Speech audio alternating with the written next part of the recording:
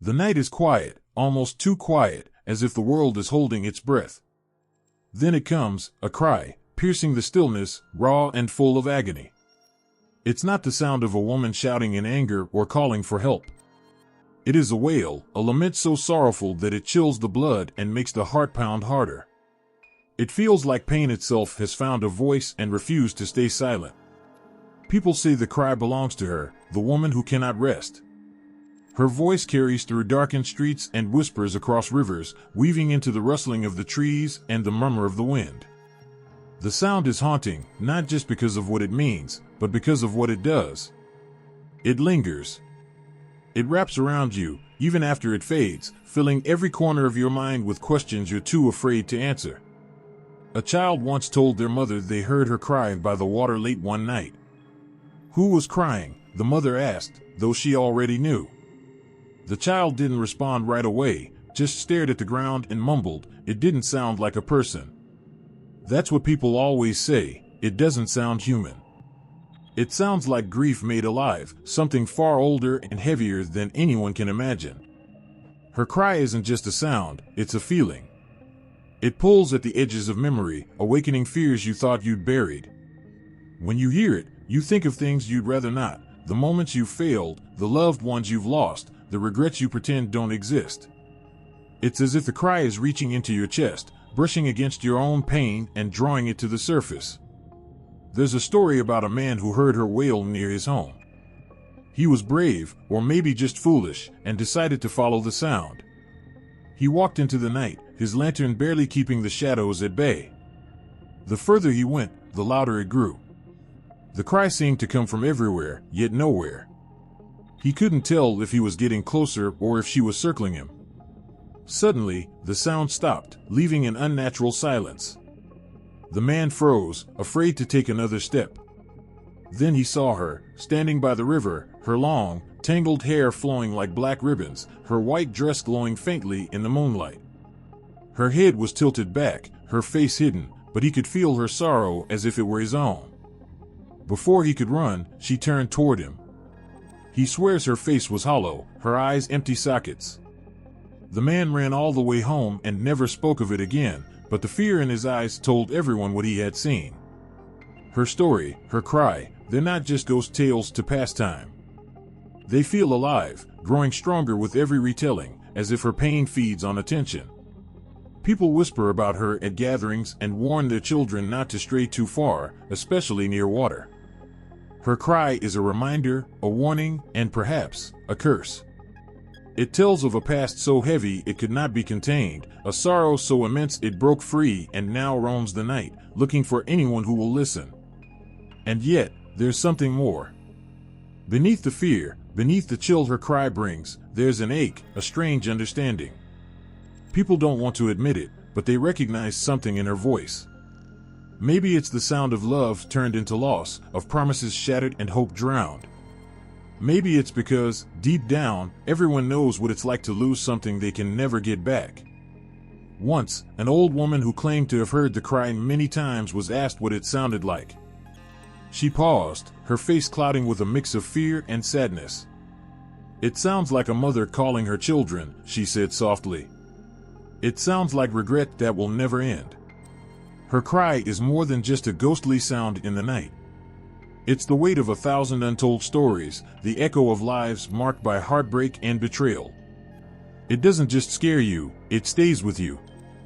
Because no matter where you hear it, whether near the river or in the depths of your mind, you know it's calling out for something that can never be answered. The temple stood silent under the stars, its stones cold with the weight of centuries. A faint breeze stirred the air, carrying whispers of the past. Somewhere in the distance, a jaguar growled low, its voice blending with the hum of the jungle. Here, in the heart of an ancient world, where gods and mortals once stood shoulder to shoulder, there was no distinction between the living and the divine. This was where the echoes began. The priests spoke of her in hushed tones, their voices trembling even as they invoked her name. Suakobal, the serpent woman, the bringer of life and the guide of souls. She was both feared and revered, for she held the power to create and destroy. Her image loomed large, a shadow that stretched from the heavens to the underworld.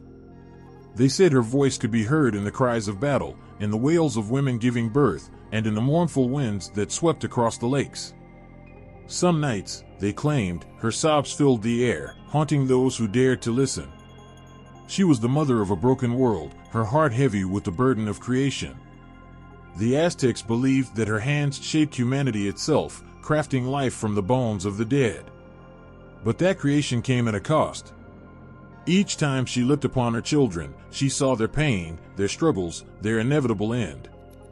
Her cries were not just for her own sorrow, but for theirs, for a fate she could not change. There were cries of guilt, of a mother who had given life, but could not shield it from suffering. The story said she walked the earth, her serpent skirt trailing behind her, a reminder of her duality. She was both nurturer and destroyer, her love as fierce as her wrath. Farmers prayed to her for fertile lands, but they also feared her anger, knowing she could bring famine just as easily as abundance. Warriors whispered her name before battle, hoping for her protection but dreading the sound of her wail, a harbinger of death. The Maya, too, spoke of a woman who wept. Ninchel, the goddess of the moon, was said to shed tears that filled rivers and nourished the earth. But her sorrow was not born of weakness. It was a sorrow born of sacrifice, of giving all she had to sustain the world. Her tears were both a gift and a curse, for while they gave life, they also reminded the people of her eternal loneliness, her endless longing for something she could never have. In their myths, rivers were sacred places, flowing with the lifeblood of the gods. To stand by the water was to stand at the edge of worlds, where the mortal met the divine. And it was here, by the rivers and lakes, that the weeping woman was most often seen. Her figure would emerge from the mist, her cries blending with the rush of water, her pain as endless as the currents themselves. The people told stories of her, not just to remember the gods, but to make sense of their own lives. Her sorrow became a mirror, reflecting the struggles of those who heard her cries. Mothers who had lost children, warriors who had lost comrades, farmers who had lost crops, they all saw themselves in her, their pain echoed in her wails. She was not just a goddess, she was every tear that had ever been shed, every loss that had ever been felt. And yet, there was something about her that inspired awe as much as fear. She was powerful, unyielding, a force that could not be ignored. Her sorrow was a reminder of the fragility of life, but also of its strength. To hear her cry was to be reminded that pain and beauty, loss and creation, were forever intertwined. Her story did not belong to a single time or place. It flowed like the rivers she haunted, crossing boundaries and weaving into the lives of all who heard her cries. The Aztecs and Maya may have given her names, built her temples, and sung her praises, but her essence was older than any civilization. She was the voice of the earth itself, crying out for what was and what could never be. And somewhere, even now, as the world moves on and the stories fade, her echoes remain. In the soft rustle of leaves, in the crash of waves against the shore, in the quiet moments of the night when sorrow feels closest, her presence lingers. She is waiting, her cries still calling out, asking to be remembered. And if you listen closely, you might hear her. The ships came like shadows over the horizon, their sails stark against the bleeding orange of the setting sun. The ocean seemed restless, its waves crashing harder, as if it, too, felt what was coming. The strangers brought steel that gleamed like lightning and voices that barked commands in a tongue the earth itself did not recognize.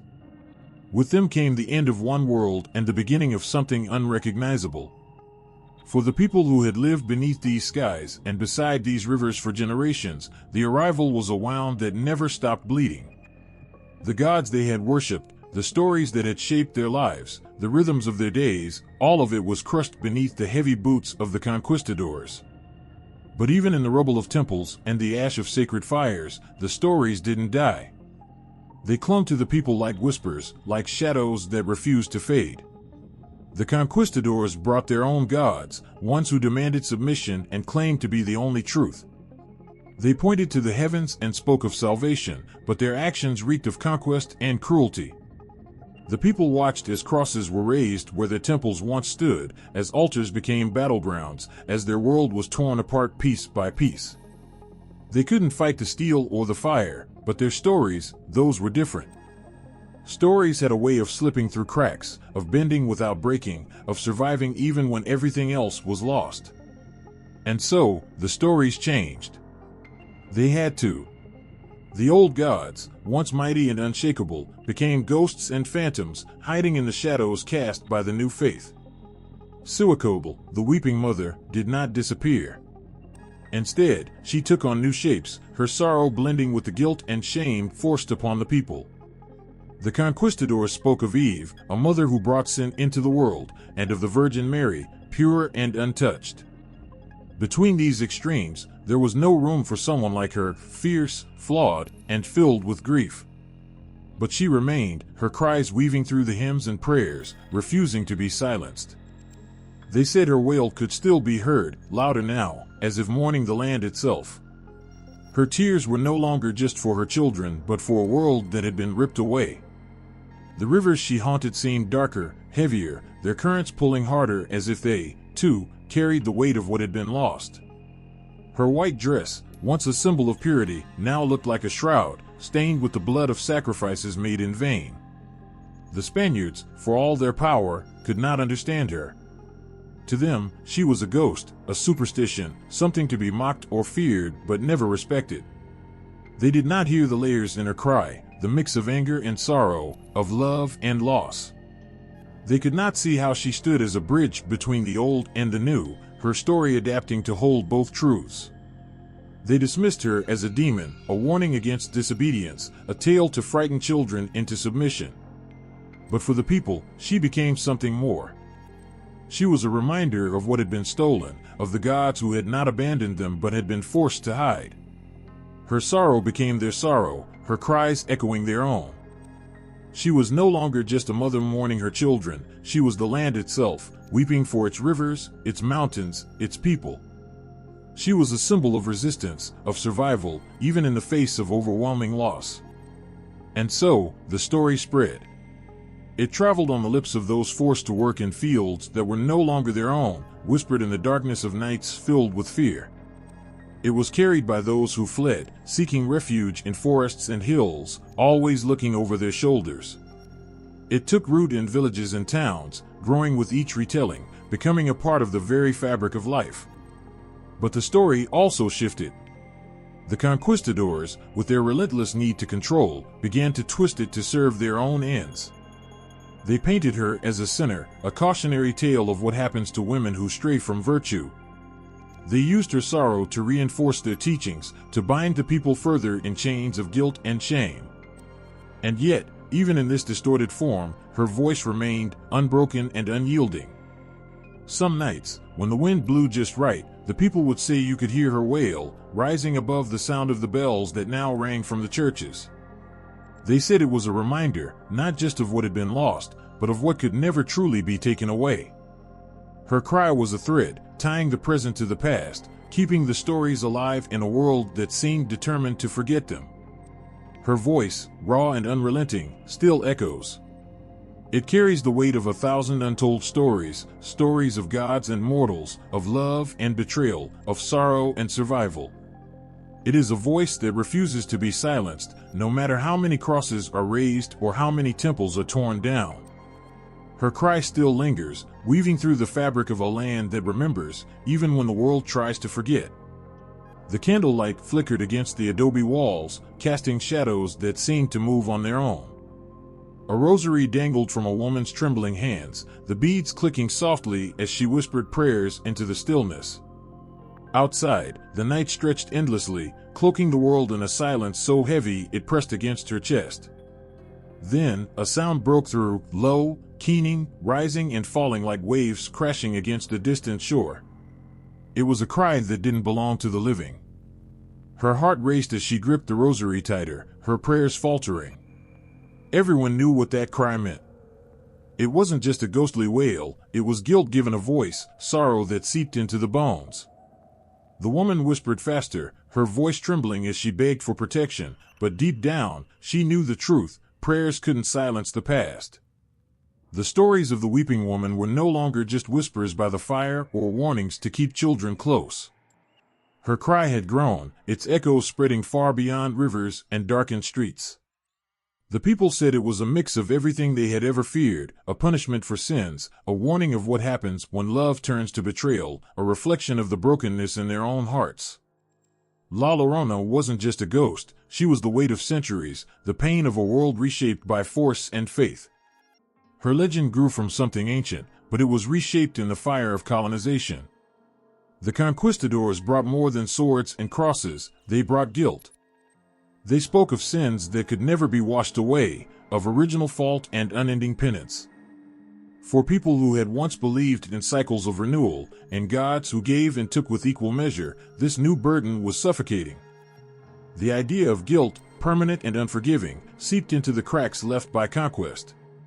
La Llorona became the perfect vessel for these fears. She was not just a mother mourning her lost children, she became a symbol of punishment, of what happens when you stray too far from the path laid out by faith and society. Her cries weren't just for her children anymore. They were for herself, for her sins, for the unrelenting weight of guilt that no amount of tears could erase. But her story wasn't entirely shaped by the conquistadors. The echoes of older gods still lingered, their voices mingling with the prayers and sermons. Suacoatl's sorrowful cries for her children, Ninechel's tears that nourished the earth, these myths refused to die. Instead, they wove themselves into the fabric of the New World, merging with the tales of Eve and Mary, with sermons of penance and redemption. The result was something neither fully indigenous nor entirely Catholic. It was something unique, something that belonged to a people caught between two worlds. La Llorona was both a victim and a monster, a warning and a reflection. She bore the weight of sins that were not entirely her own, her story twisted by the fears and anxieties of a society struggling to find its footing in a fractured world. Her cries also began to take on a new kind of resonance. In a society that placed immense pressure on women to embody purity, obedience, and sacrifice, La Llorona became a cautionary tale. She was the mother who failed, the woman who sinned, the ultimate warning of what happens when you stray from the roles assigned to you. Her story was told to keep women in line, to remind them of the price of stepping outside the boundaries. But her cries carried more than just fear. They carried rage, a simmering defiance that couldn't be completely buried. For all the guilt and shame that was heaped upon her, there was also a kind of power in her sorrow. She refused to be silent. She refused to be forgotten. Her voice, raw and unyielding, echoed through the streets and rivers, reminding everyone who heard her that pain, no matter how deeply buried, cannot be silenced forever. Some nights, her wail seemed almost human, a sob torn from the depths of a shattered heart.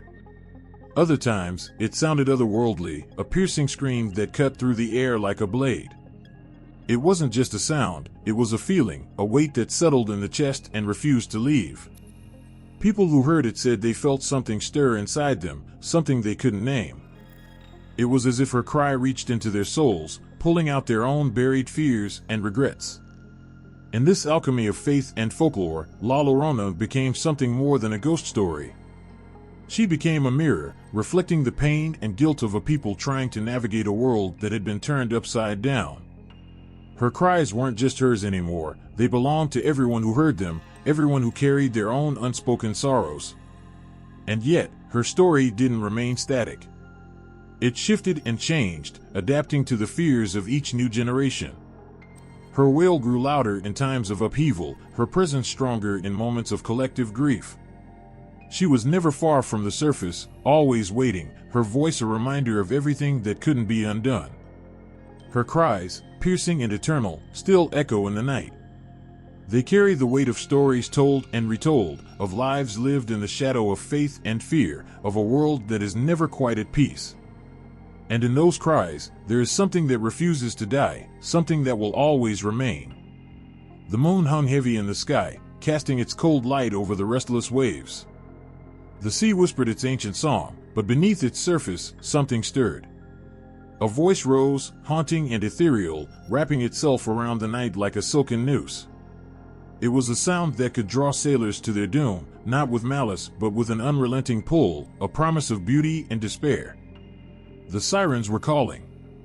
Across the ocean, on a distant shore, another voice wailed, mournful and piercing. La Llorona's cries echoed through the valleys, weaving sorrow into the fabric of the night.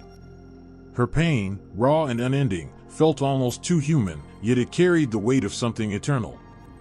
These voices, though separated by time and place, spoke the same language, the language of longing, of loss, of power that could not be contained.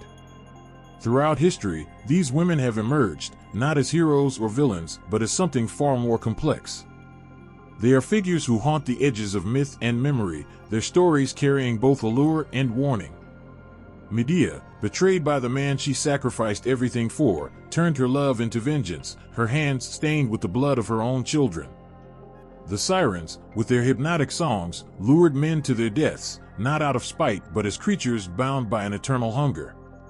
And La Llorona, whose grief transformed her into a specter, roams rivers and lakes, searching endlessly for what she has lost. Each of them carries a weight that goes beyond their actions. They are symbols of desire and danger, of love and destruction.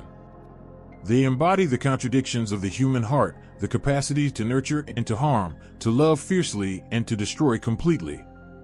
They are not easily understood, and perhaps that is why their stories endure. They resist simple explanations, forcing those who hear them to confront the darker truths about themselves. Medea's name still lingers like a curse. She was a sorceress, a woman who wielded power in a world that feared women who could not be controlled. Her love for Jason drove her to betray her family, to commit unspeakable acts in his name. And yet, when he abandoned her, casting her aside for a more advantageous match, her love turned to fury. The grief of betrayal consumed her, and in her rage, she took from him what he loved most. Her actions were monstrous, but her pain was all too human. She became a warning and a weapon, her name whispered in fear and awe. The sirens, too, are remembered as both beautiful and deadly. Their songs, irresistible and otherworldly, spoke to the deepest desires of those who heard them. They were not evil, they simply were. Their power lay in their ability to reveal the vulnerability of those who thought themselves strong. To hear their song was to be undone, to face the truth of one's own fragility. And so they became a symbol of temptation, of the dangers that lurk in beauty and longing. La Llorona stands among them, her story echoing their themes while carrying its own unique weight. She is not a goddess or a monster created by the gods, she is painfully human. Her sorrow is not born of divine punishment but of choices that cannot be undone. Her beauty, once her power, is now her curse, a reminder of what she has lost. Like the sirens, she is a warning of the dangers of desire. Like Medea, she is a reminder of the destructive power of grief. But there is something different about her, something that makes her story cut deeper. She is a reflection not just of individual pain but of collective sorrow. She carries the weight of history, of a world that has been torn apart and stitched together with threads of guilt and loss. Her cries are not just for her children, but for every child who has been lost, for every love that has been betrayed, for every wound that has never healed. In her, we see the archetype of the femme fatale, but with a twist. She is not merely a seductress or a destroyer. She is a mother, a mourner, a symbol of resilience and regret. Her beauty is not a weapon but a mask, hiding the anguish that consumes her. Her power lies not in her ability to harm, but in her refusal to be forgotten. And so, her voice joins the chorus of those who came before her. Medea, the sirens, La Llorona, they are bound together by their defiance, their refusal to be silenced. They remind us of the complexities of love and loss, of the ways in which pain can shape and transform. They are not heroes, but they are not villains either. They are something in between, something that speaks to the contradictions within us all. Their stories are not just cautionary tales, they are mirrors, reflecting our deepest fears and desires. They force us to confront the parts of ourselves we would rather ignore, to hear the cries that echo in the quietest corners of our hearts. And as long as there are those who listen, their voices will never fade. The sound of the river at night is never the same. Sometimes it's a gentle murmur, soft and soothing, as if the earth itself is singing a lullaby. Other times, it roars, wild and unforgiving, reminding anyone who dares to listen that water can both give life and take it away. But every so often, woven into its flow, there's something else, a faint cry. A woman's voice, calling out, aching, haunting. No two people describe it the same way, but all agree on one thing: it doesn't belong to this world. In a small village tucked into the mountains, they say she wears white, her long veil trailing behind her as she drifts through the fog. She appears near the river where the children once played, her face hidden, her hands clasped tightly to her chest. Her cries are soft at first, but they rise with the wind, her voice breaking into a wail so sharp it cuts through the soul. They say she calls her children's names, though no one knows who they were. Those who hear her cry never forget it. They say it lingers in the air long after she's gone. In the deserts of northern Mexico, the story changes. There, her dress is not white but black, heavy as if soaked with tears. She doesn't walk but glides, her feet never touching the ground. Her voice carries over the dry, cracked earth, her cries rising with the dust storms that sweep through the land. The people say she appears in moments of despair, her sorrow mirroring the pain of those who see her. Some claim she warns of danger, her wail a harbinger of loss. Others say she is danger itself, her cries pulling the unwary into the darkness.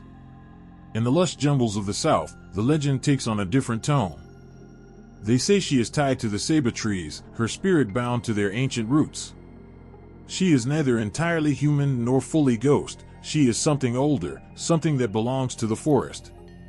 Her voice is softer here, a mournful song that drifts through the leaves. But those who hear her know not to follow, for her sorrow is a trap, her beauty a lure. The jungle is her home, and anyone who trespasses risks becoming part of her legend. Across the Americas, her story shifts again and again, like a river changing course. In some places, she is a woman scorned, her pain born of betrayal. In others, she is a victim of circumstances beyond her control, her sorrow a reflection of a world that has been unkind. Sometimes she is a protector, her cries a warning to keep children away from danger. Other times, she is a thief, her voice drawing the innocent into her arms, never to be seen again. Her name changes, too. In Colombia, she is known as La Llorona, a vengeful spirit who punishes the unfaithful. In Venezuela, she is La Llorona, but her story is tinged with warnings against greed and deception. In Guatemala, she is called La Ciguanaba, her beauty hiding a face that terrifies those who dare to look too closely. Each version carries its own flavor, its own fears, its own truths. What remains constant is the sound of her voice. Whether it rises from rivers, deserts, or forests, her cry is unmistakable. It is the sound of grief that cannot be contained, of sorrow that transcends language and place.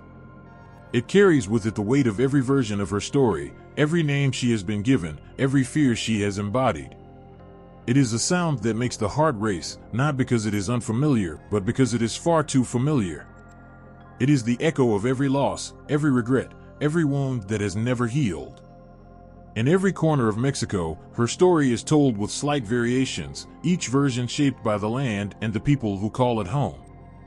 Yet, no matter how her tale is told, it resonates.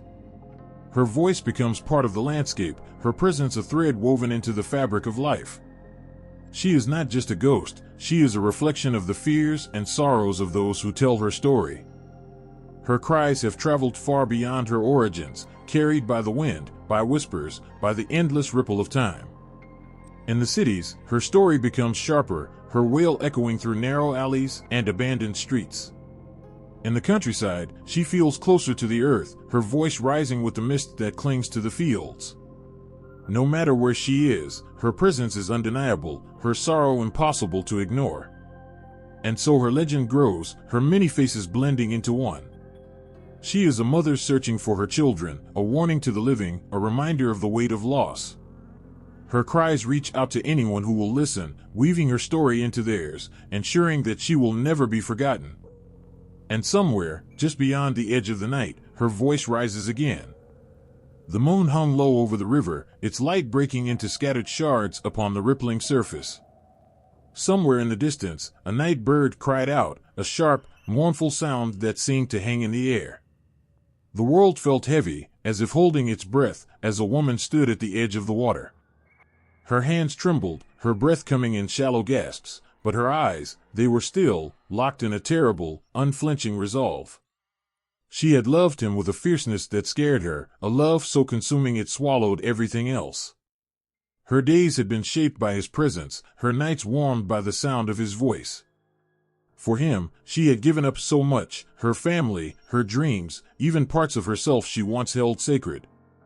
But she had never minded. He was her world, and in him, she had found a kind of peace she had never thought possible. Until the peace shattered. It wasn't a sudden thing. It began with small absences, nights he didn't come home, conversations cut short by vague excuses. And then, the whispers. They came like poison, spreading slowly but surely, until there was no denying the truth. There was another woman, younger, wealthier, unburdened by the weight of children clinging to her skirts. He had found someone else, and she, the woman who had given him everything, was now nothing more than a shadow in his life. The betrayal was like a knife, twisting deeper with every passing day. She begged him to stay, her pride crumbling beneath the weight of her desperation. But he didn't even look at her when he said he was leaving. His eyes were on the horizon, already dreaming of the life he would build without her. For him, she had become invisible. The river called to her that night, its voice soft but insistent. She stood at its edge, her children asleep in the small house behind her, their tiny breaths the only sound she could bear to hear. The weight of her pain was unbearable, pressing down on her chest until she thought she might drown in it. She looked at the water and thought of escape, of the peace that might come if she let it take her. But then the thought came, dark and unbidden, creeping into her mind like a shadow. If she was to suffer, why should they be spared? Why should they be left behind, only to be claimed by a world that had shown her nothing but cruelty? Her love for them was fierce, but in that moment, it twisted into something unrecognizable, something born of pain and betrayal and a madness she could no longer control. Her hands were gentle as she woke them, her voice soft and soothing. They trusted her completely, their small hands clutching hers as she led them to the water. The river was calm, almost serene, as if it knew what was coming. They didn't cry out. They didn't struggle. She held them close, whispering words of love even as the water claimed them. And then it was done. The silence was deafening, broken only by the sound of the river carrying her children away. She fell to her knees, her screams tearing through the night, raw and primal. The weight of what she had done crashed down upon her, an avalanche of guilt and grief that crushed her completely. She wanted to run after them, to pull them from the water and take it all back, but it was too late. The river had taken them, and it would not give them back. From that night on, her cries became a part of the river. They echoed through the valleys, chilling the blood of anyone who heard them. She wandered the banks, searching for the children she had lost, her heart breaking anew with every step. Her once beautiful face became a mask of sorrow, her eyes hollow, her voice a haunting wail that could freeze even the bravest soul. The people whispered about her, calling her La Llorona, the weeping woman. They said she was cursed, doomed to wander the earth for eternity, her sorrow never ending. They told their children to stay away from the river at night, warning that she might mistake them for her own and pull them into the water. Her story became a warning, a reminder of the dangers of love that consumes, of pain that destroys. But beneath the fear, there was something else, an ache, a deep and unspoken understanding of her sorrow. For who among them had not known loss? Who had not felt the sharp sting of betrayal, the crushing weight of grief? Her cries resonated because they were human, because they carried the echoes of every broken heart, every shattered dream. And still, she wandered, her cries rising with the river's song, her sorrow carving itself into the landscape. Somewhere, in the stillness of the night, her voice would rise again, and those who heard it would shiver, not just from fear, but from the recognition of their own pain. The river would carry her cries, weaving them into its endless flow, ensuring that her story would never be forgotten. The river at night is an entity of its own. Its waters shimmer under the moonlight, silver threads twisting and turning as if alive, whispering secrets to the wind. Standing at its edge, the air feels heavier, charged with something unseen but deeply felt. It's as though the river holds the weight of time, carrying stories in its depths, stories of life, loss, and transformation. It has witnessed countless souls, standing here, questioning what lies beyond its ceaseless flow. Rivers have always been more than just water. They are borders, dividing lands, marking beginnings and ends. To cross a river is to leave one world behind and step into another. That edge, where earth meets water, holds a strange, otherworldly power, a liminal space, suspended between here and there, life and death. It's no wonder so many myths and legends are born by the water's edge, where reflection blurs reality and invites the unseen. In her sorrow, La Llorona chose the river.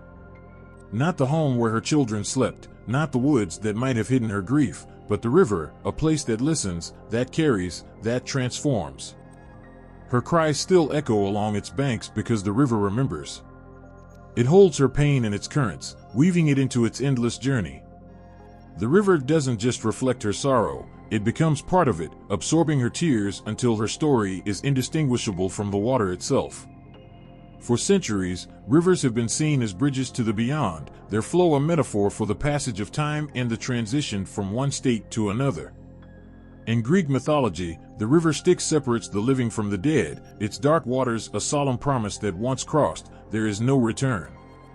In Hindu belief, the sacred Ganges offers purification, a way to cleanse the soul and transcend earthly bounds. And in the myths of the Americas, rivers are often paths to the underworld, places where spirits linger, waiting to be carried to their final resting place. But rivers are not just symbols of death. They are also the source of life, nourishing the land, giving birth to civilizations. Their duality is haunting, they create and destroy, they soothe and terrify. To stand at the edge of a river is to confront that duality, to face the endless push and pull of life and death, joy and sorrow. It's a place where decisions are made, where lives change forever. The river transforms everything it touches. Stones are worn smooth, their rough edges polished by the endless caress of the water. Trees bend toward its banks, their roots digging deep into the soil, holding fast against the pull of the current. Even the air feels different near a river, heavy with moisture, alive with the whispers of things unseen.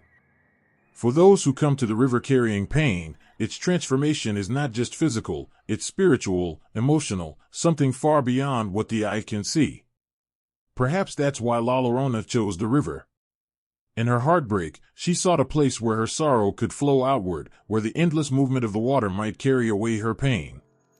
But instead of washing it away, the river embraced her grief, holding it, amplifying it, making her wails a part of its eternal song. Her cries and the river's voice became one, indistinguishable from each other. Together, they tell a story of loss, a story that can never be forgotten. For those who hear her cries, the river becomes a warning. Its waters are no longer just a source of life, but a reminder of what lies beneath the surface. It's a place of reflection, literally and figuratively, where the brave confront their own sorrows, their own regrets. And yet, it's also a place of hope. The river flows endlessly, its journey never complete. It reminds us that even in the deepest sorrow, there is movement, there is change. The river's current carries more than water. It holds time itself, folding the past into the present, carrying whispers of what might come.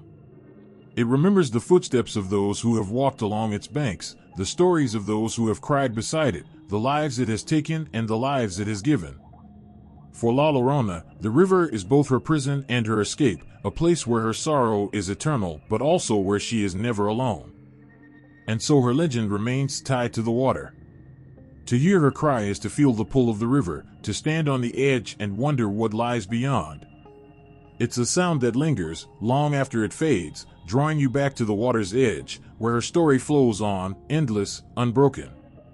The moon hung low, its light spilling across the landscape like a silver veil, softening the edges of the world. It seemed to follow her, silent but watchful, casting its glow upon the river where she wandered.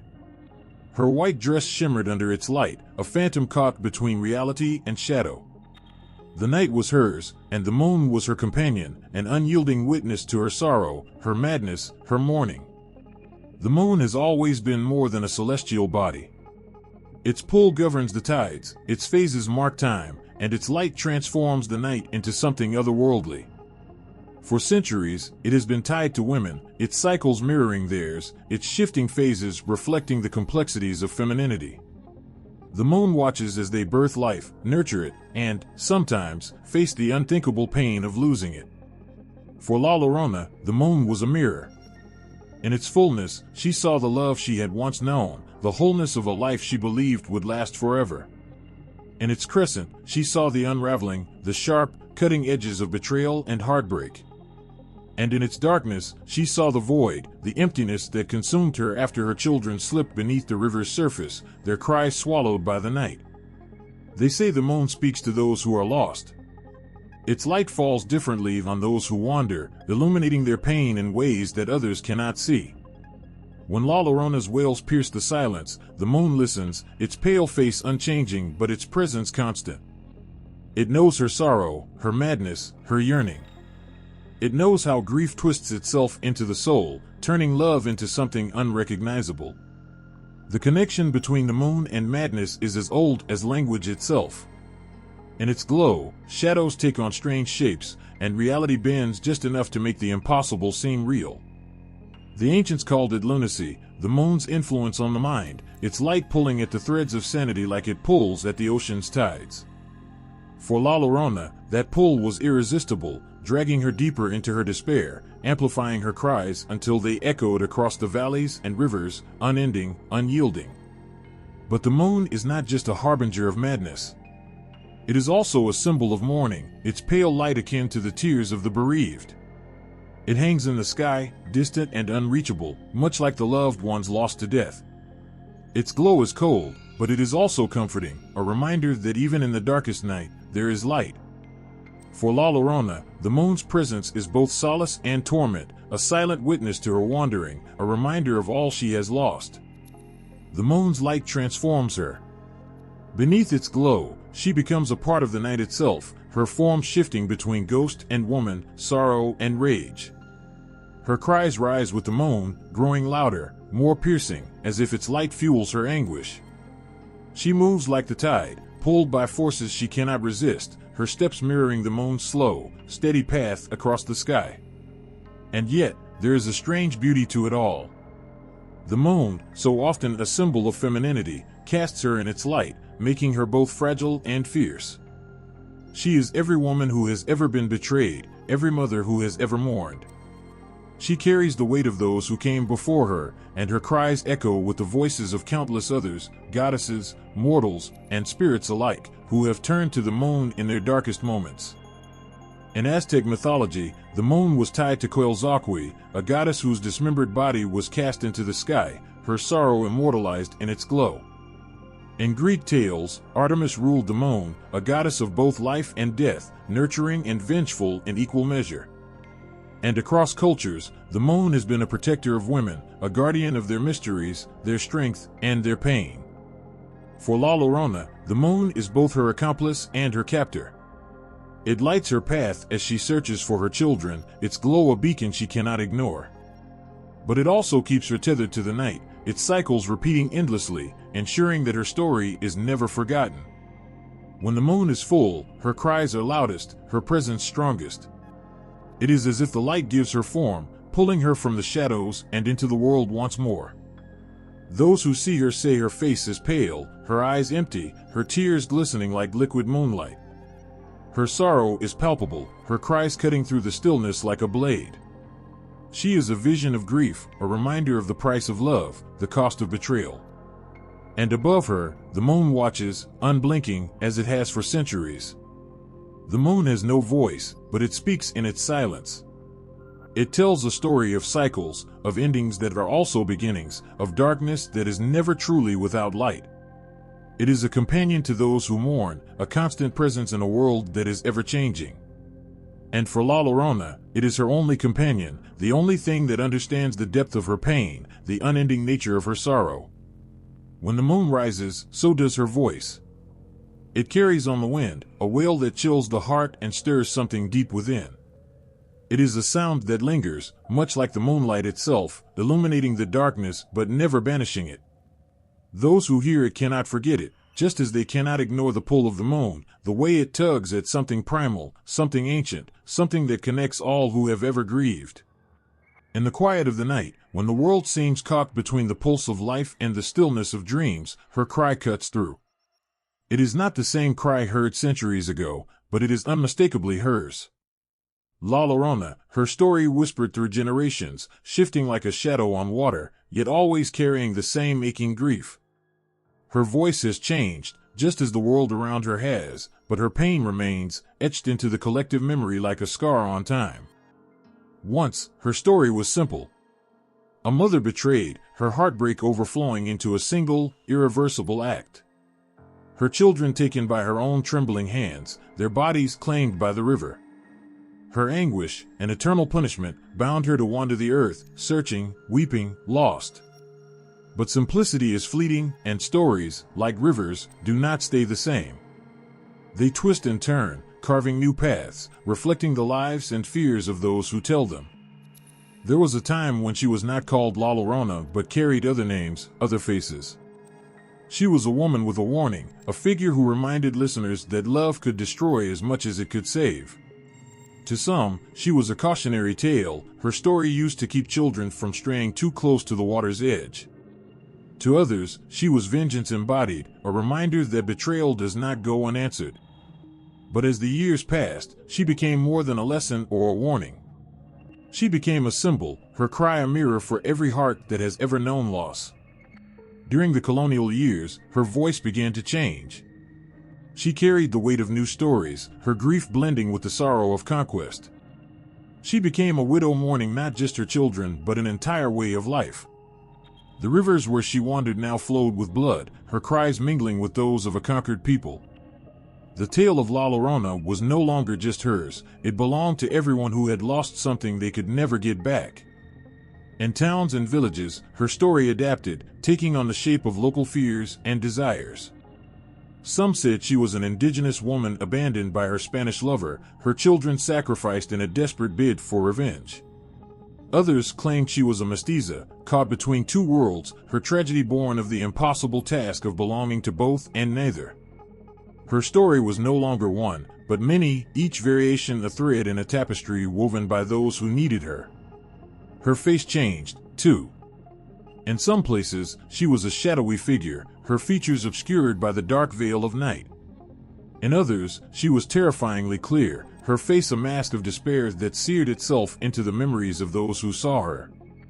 Her voice, though, was always the same, a cry that sent shivers down the spine, that pulled at something primal and unspoken. It was the sound of love turned to ash, of hope twisted into despair. As the centuries wore on, the world changed, and with it, so did La Llorona. She found herself in the flickering light of campfires, her story retold in hushed whispers. She moved from the rivers to the cities, her cries echoing through alleyways and deserted streets.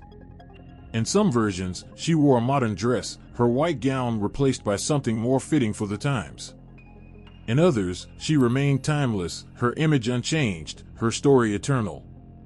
When the age of cinema came, La Llorona stepped onto the screen. Her cry, once confined to the night air, now filled theaters, her story told in flickering black and white images and later in vibrant color.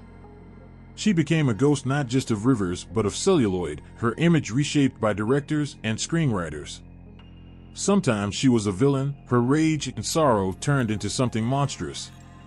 Other times she was a tragic figure, her pain laid bare for all to see.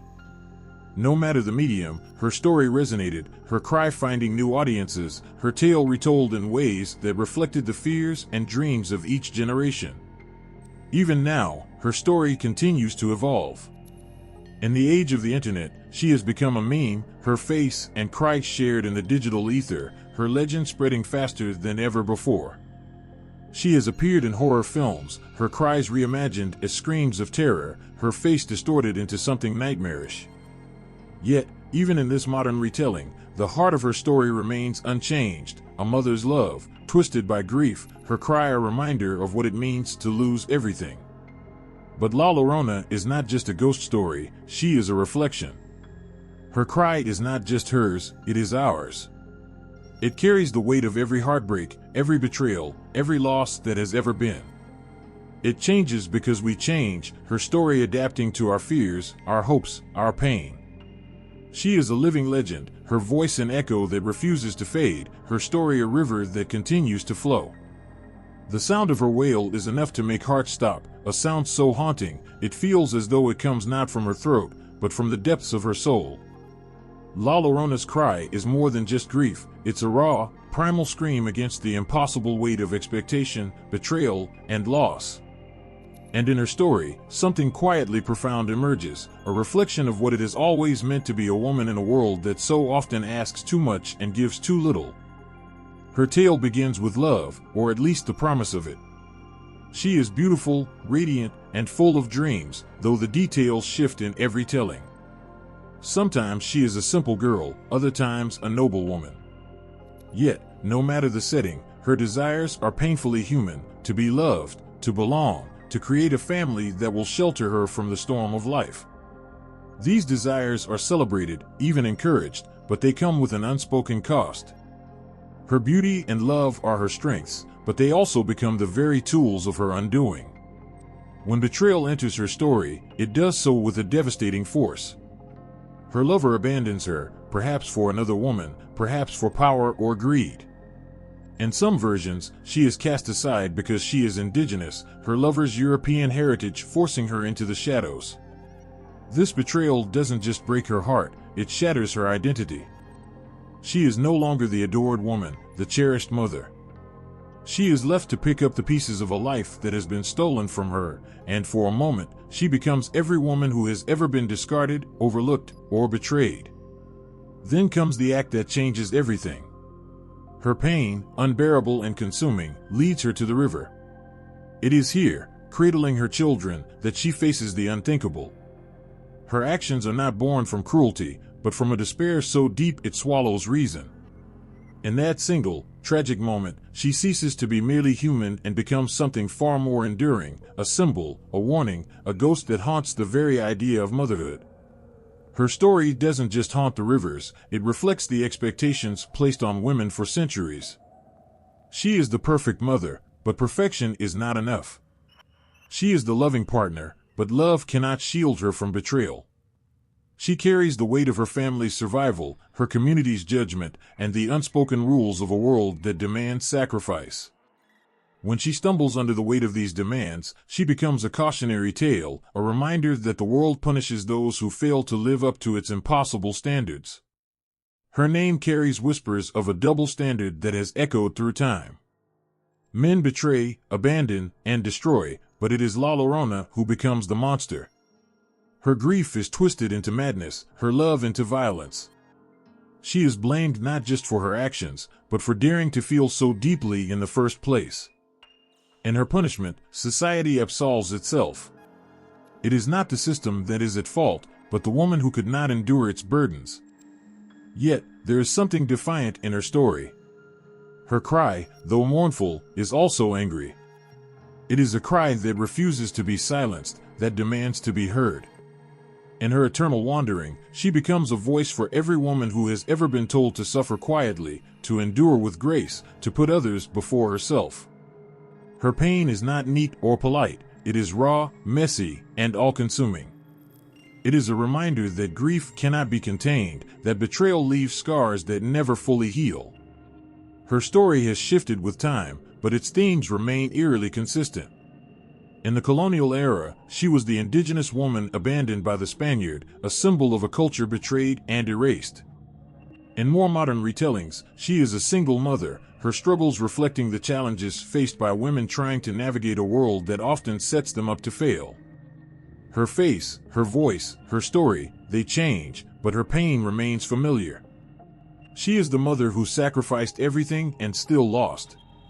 She is the woman who loved too much and paid the price. She is a reflection of the world's contradictions, its impossible demands, and its unwillingness to forgive. Even in her darkest moments, there is a strange kind of power in her story. Her cry is a challenge, her presence a reminder that the past cannot be forgotten. She is not a villain, not entirely. She is not a victim, not entirely. She exists in the in-between, a space where love and hate, grief and rage, humanity and monstrosity blur into one. She is a question that has no easy answer, a story that refuses to be tied up with a neat bow. Her tale continues, carried by the wind, whispered by the rivers, and woven into the hearts of those who hear it.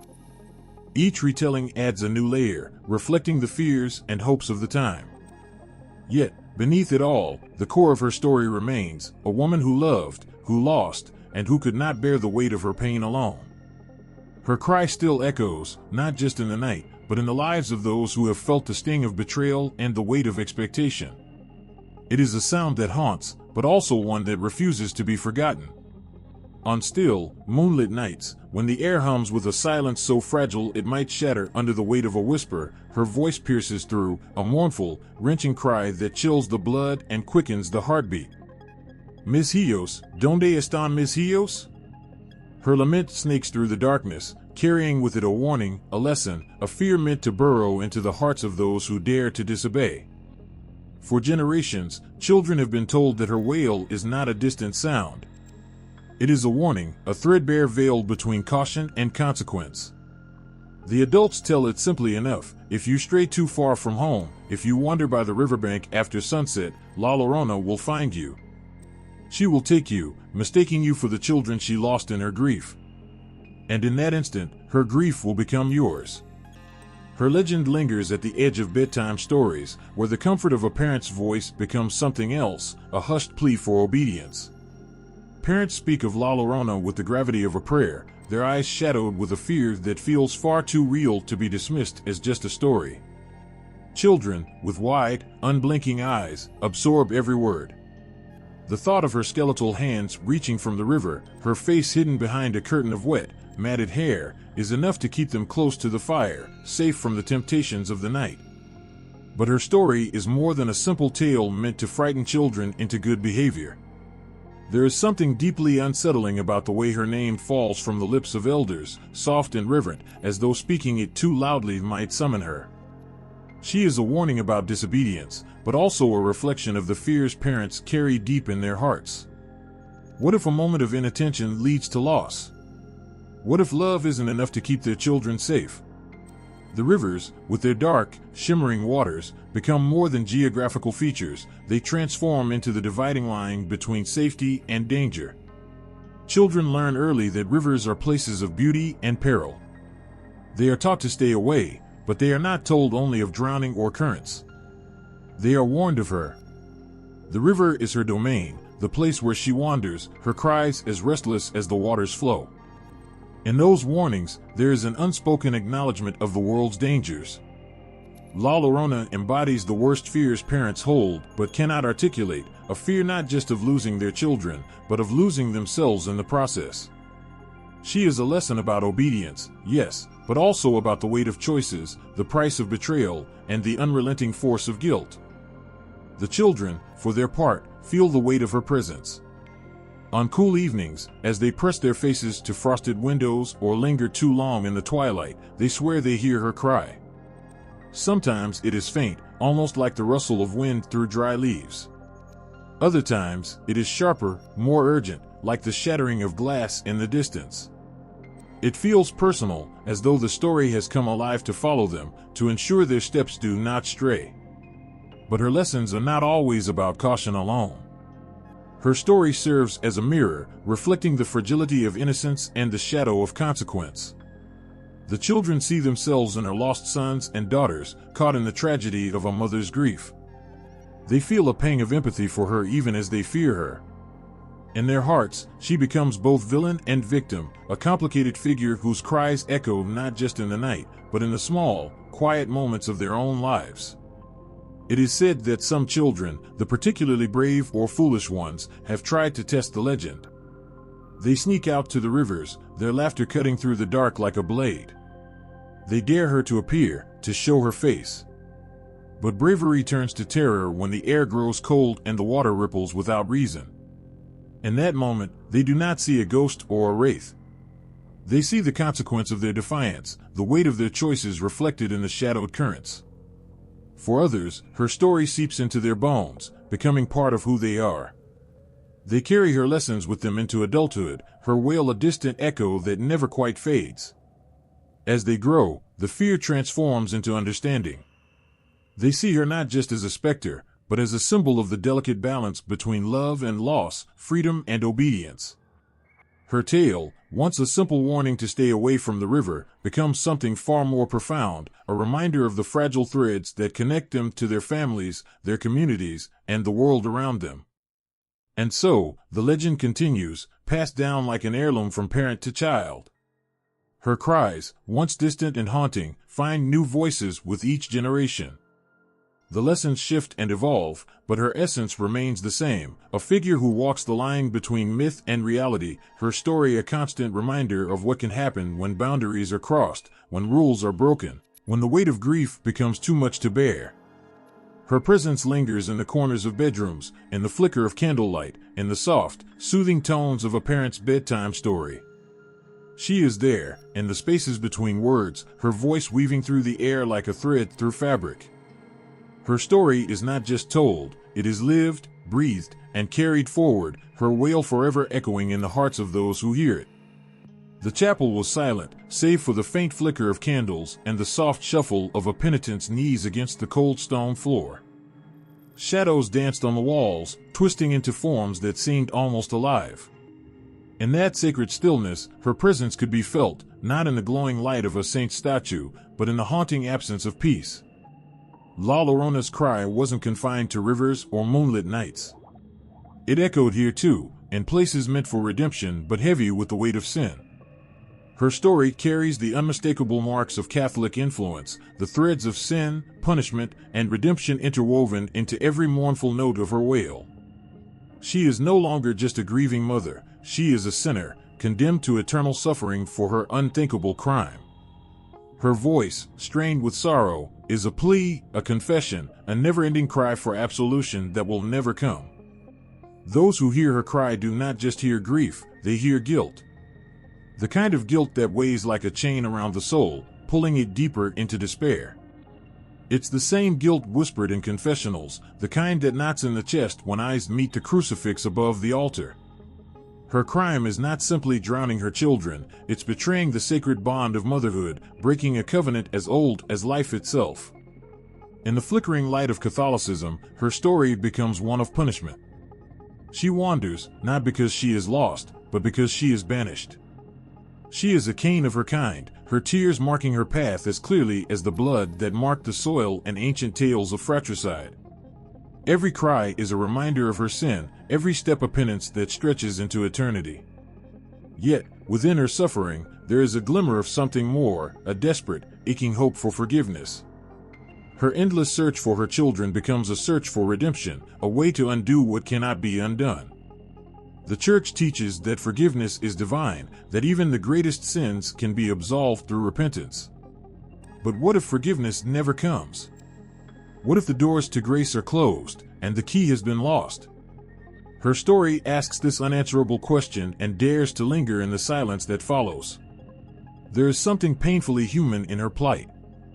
The kneeling woman who whispers her sins in the ear of a priest may not have drowned her children, but she knows guilt. She knows the weight of choices made in moments of weakness, the scars of betrayal, whether inflicted or endured. La Llorona's story becomes hers, not because of shared actions, but because of shared wounds. In every small village chapel and grand cathedral, her tale is retold in whispers and sermons. Her wail becomes the sound of confession, a release of all that is buried within. The priest speaks of her as a warning, a reminder of the wages of sin. But in the eyes of the faithful, there is something else, pity. How many of them, they wonder, might also wander in darkness, their cries unheard, their sins unredeemed? Her presence is felt in the symbols that dominate Catholic life. The river where she weeps becomes a twisted reflection of baptismal waters, cleansing not the body but drowning the spirit. Her tears mirror the holy water sprinkled over bowed heads, an offering that does not purify but condemns. And her cry? It is the unanswered prayer, the lament of those who kneel and beg but feel no touch of grace.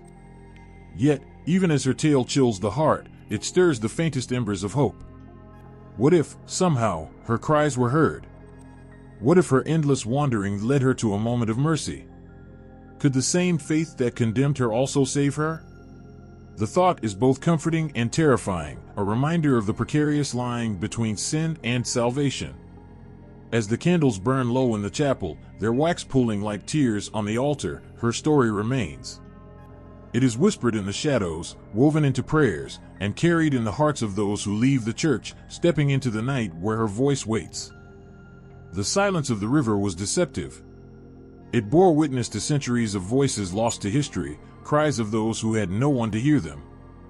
Among the reeds and currents, La Llorona's wail was not just a lament for her children, it was a scream torn from the soul of the oppressed. Her haunting presence carried the weight of a people silenced, their struggles etched into the earth and water. Her voice, raw and unrelenting, rises in defiance against centuries of colonial violence and exploitation. It echoes with the sorrow of those who watched their land stolen, their gods dismantled, their traditions erased.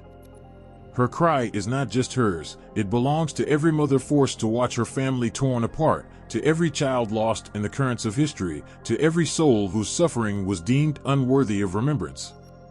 In the shadows of colonialism, her story transforms into something more powerful, more urgent. She is not merely a grieving mother, she becomes a symbol of resistance. The betrayal that led to her despair mirrors the betrayal of indigenous peoples who trusted, fought, and ultimately suffered under the crushing weight of an invading force. The drowning of her children reflects the deliberate drowning of a culture, its languages, its stories, its very essence, beneath the tides of conquest. The conquistadors brought more than steel and fire, they brought systems of oppression that lingered long after their flags were planted in the soil. The myth of La Llorona emerged within this maelstrom, absorbing the pain and injustice of a world turned upside down. Her sorrow became a vessel for those who could not openly defy their colonizers, but could tell their truths in hushed tones and haunting tales. Her image, veiled and wailing by the water's edge, became a cipher for understanding a fractured world. The river she haunts is more than a physical boundary, it is the line between what was and what is, between resistance and resignation. Her grief is political, her voice a warning, her presence a reminder of all that was lost and all that must never be forgotten. There is anger beneath her tears, a righteous fury that speaks of broken promises and stolen lives. Her anguish, amplified by centuries, takes on the timbre of rebellion. She embodies the rage of the voiceless, the fury of the forgotten, and the quiet strength of those who refuse to disappear. In every whispered retelling of her tale, there is a spark of defiance. She is not a ghost resigned to her fate, she is a reminder that even in death, the oppressed find ways to speak. Her wails pierce through the fabric of complacency, demanding acknowledgement of wounds that still bleed. In the hands of the people, her story becomes a rallying cry. Activists and artists draw on her imagery to confront the enduring legacies of colonization and systemic injustice. She is painted on walls and etched into songs, her sorrow transformed into a symbol of unity and resilience. She stands for women silenced by patriarchy, for indigenous peoples erased by history, for communities left to drown in the currents of inequality. But her story is not confined to the past. The rivers she haunts flow through modern struggles, the fight for land rights, the battle against poverty, the demand for recognition. Her wail reverberates in protests and poetry, reminding the world that the pain of colonization is not a relic but a wound that refuses to heal. The night is heavy with her presence, her cry rising and falling like the tide.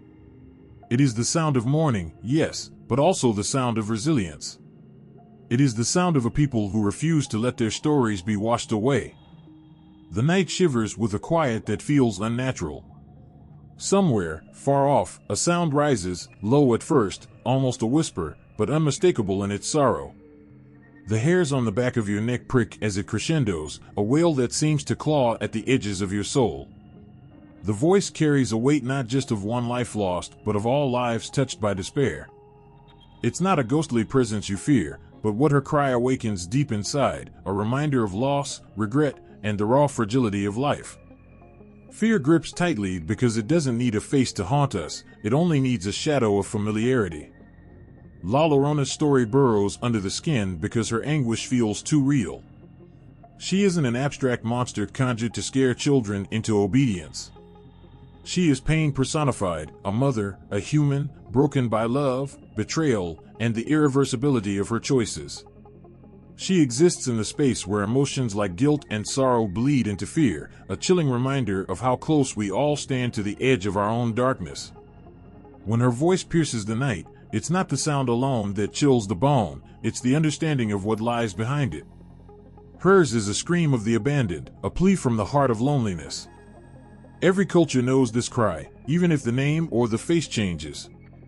It is the same shiver that runs through a child left in the dark, the silent grief of a parent losing their child, the haunting recognition of moments that cannot be undone. Fear binds us to her because it is universal. Her tragedy could be anyone's, given the wrong twist of fate. Her story strikes because it feels so close, as if her choices and their consequences are not as foreign as we wish them to be.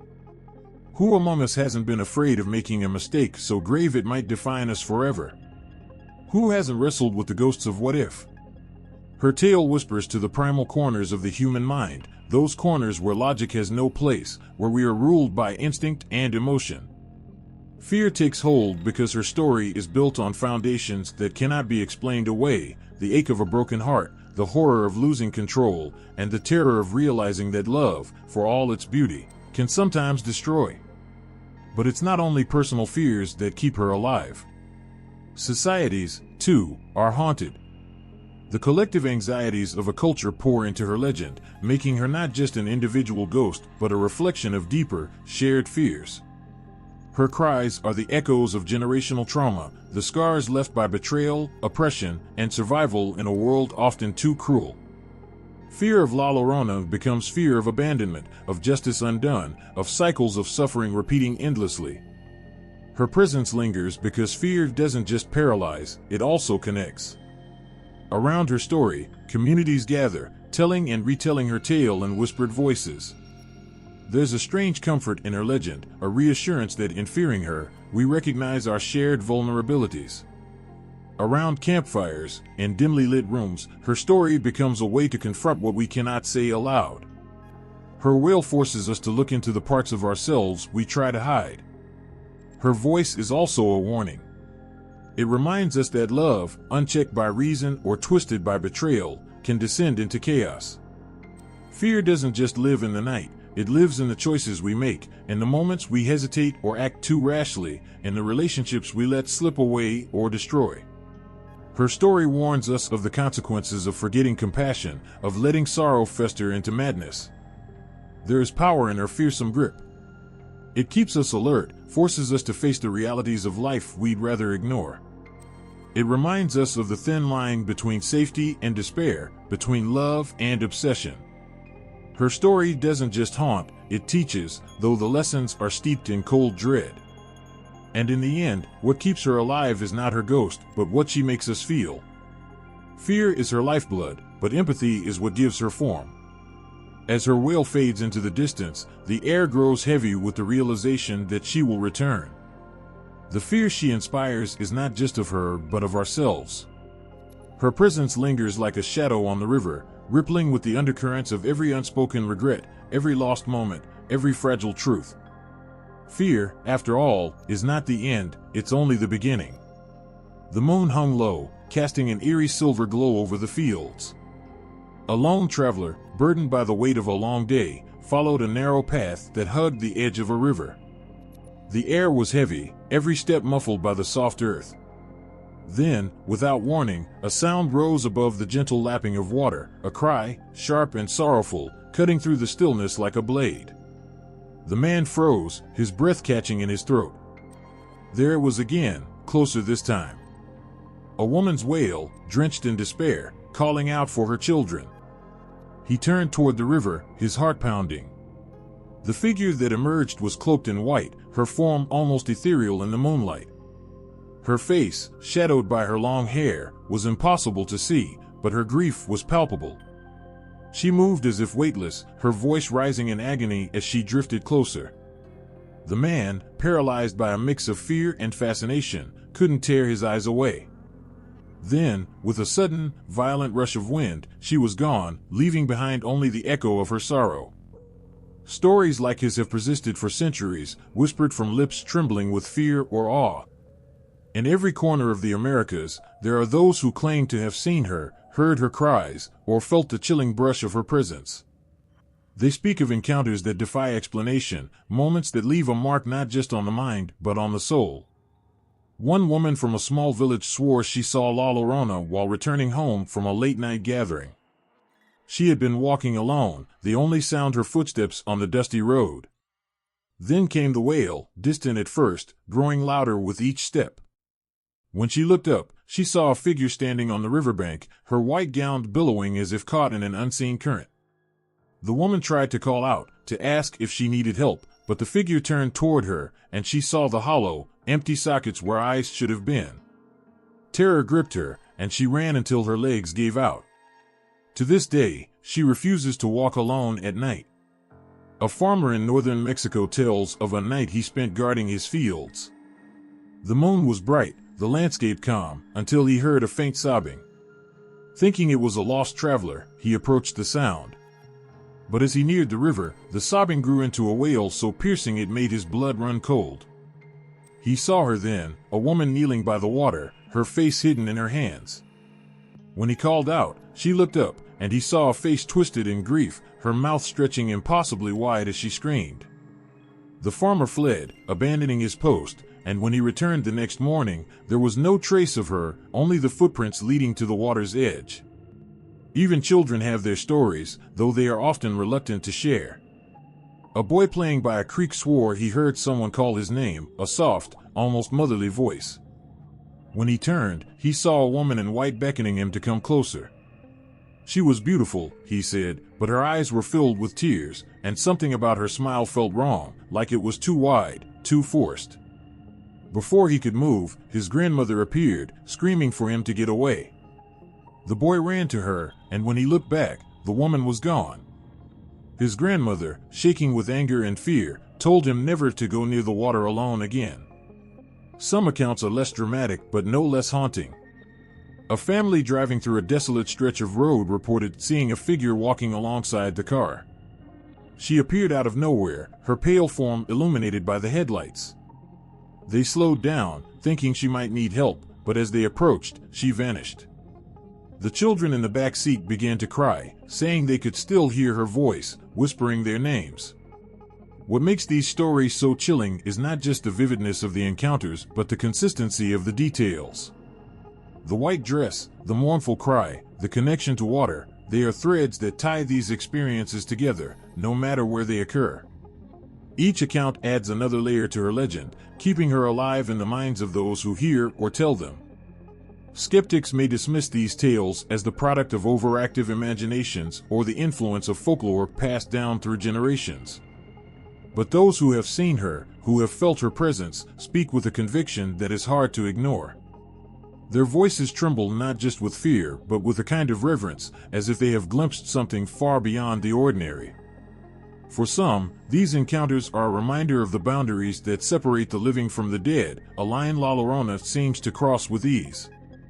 For others, they are a warning, a way of keeping old fears alive to guide the choices of the present. But for all, they are unforgettable, the kind of stories that linger long after the last word is spoken, haunting the edges of memory like the faint cry of a grieving ghost. And as her legend continues to grow, so too do the sightings. New voices join the chorus, each with their own tale to tell. Perhaps tonight, someone else will hear her wail, feel the chill of her presence, and add their story to the ever-growing tapestry of fear and fascination. In the quiet corners of Mexico, where the streets are alive with the laughter of children and the scent of fresh tortillas fills the air, there is another sound that whispers through the shadows. It's not a laugh, nor a song, but a mournful cry, a voice carried on the wind. And when it reaches the ears of the young and the old, a shiver runs down their spines. That cry belongs to La Llorona, the weeping woman, whose legend has been passed down through generations as a cautionary tale wrapped in superstition. You can hear it in the voice of an elderly woman sitting by a flickering fire, her eyes heavy with the weight of memories long buried. She warns the children who play too close to the river, telling them to be careful, to never stray too far from the safety of their homes. Her voice drops to a whisper as she recounts the tale, her face tight with a mixture of fear and belief. And the children listen, wide-eyed, unsure if they should be more afraid of the woman's story or the truth that lurks beneath it.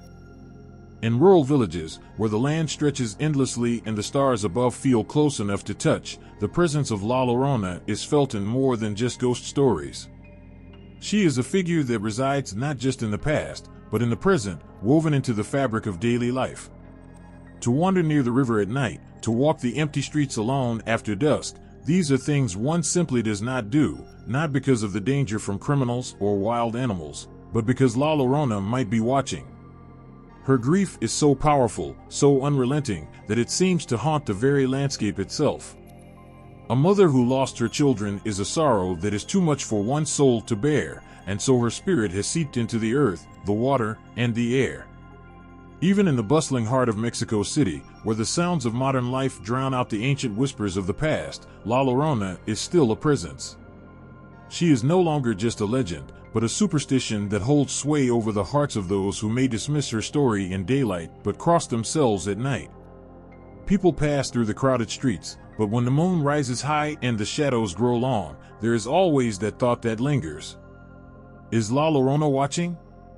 Could she be standing by the edge of the river, or at the threshold of an empty street, waiting for someone to wander too far? In the cities, where the hustle of life feels endless and the distractions of modernity pull people in every direction, it's easy to forget that these folk beliefs still exist. Yet, it only takes one soft, lingering cry on a quiet night to bring everything back into focus. There are those who claim that the cry can still be heard, especially when the moon is full, and especially when one is alone. Whether they hear it in the distance or it rises from deep within their own hearts, the effect is always the same, a feeling of unease, of being watched, of being followed by something that cannot be seen, but whose presence is undeniable.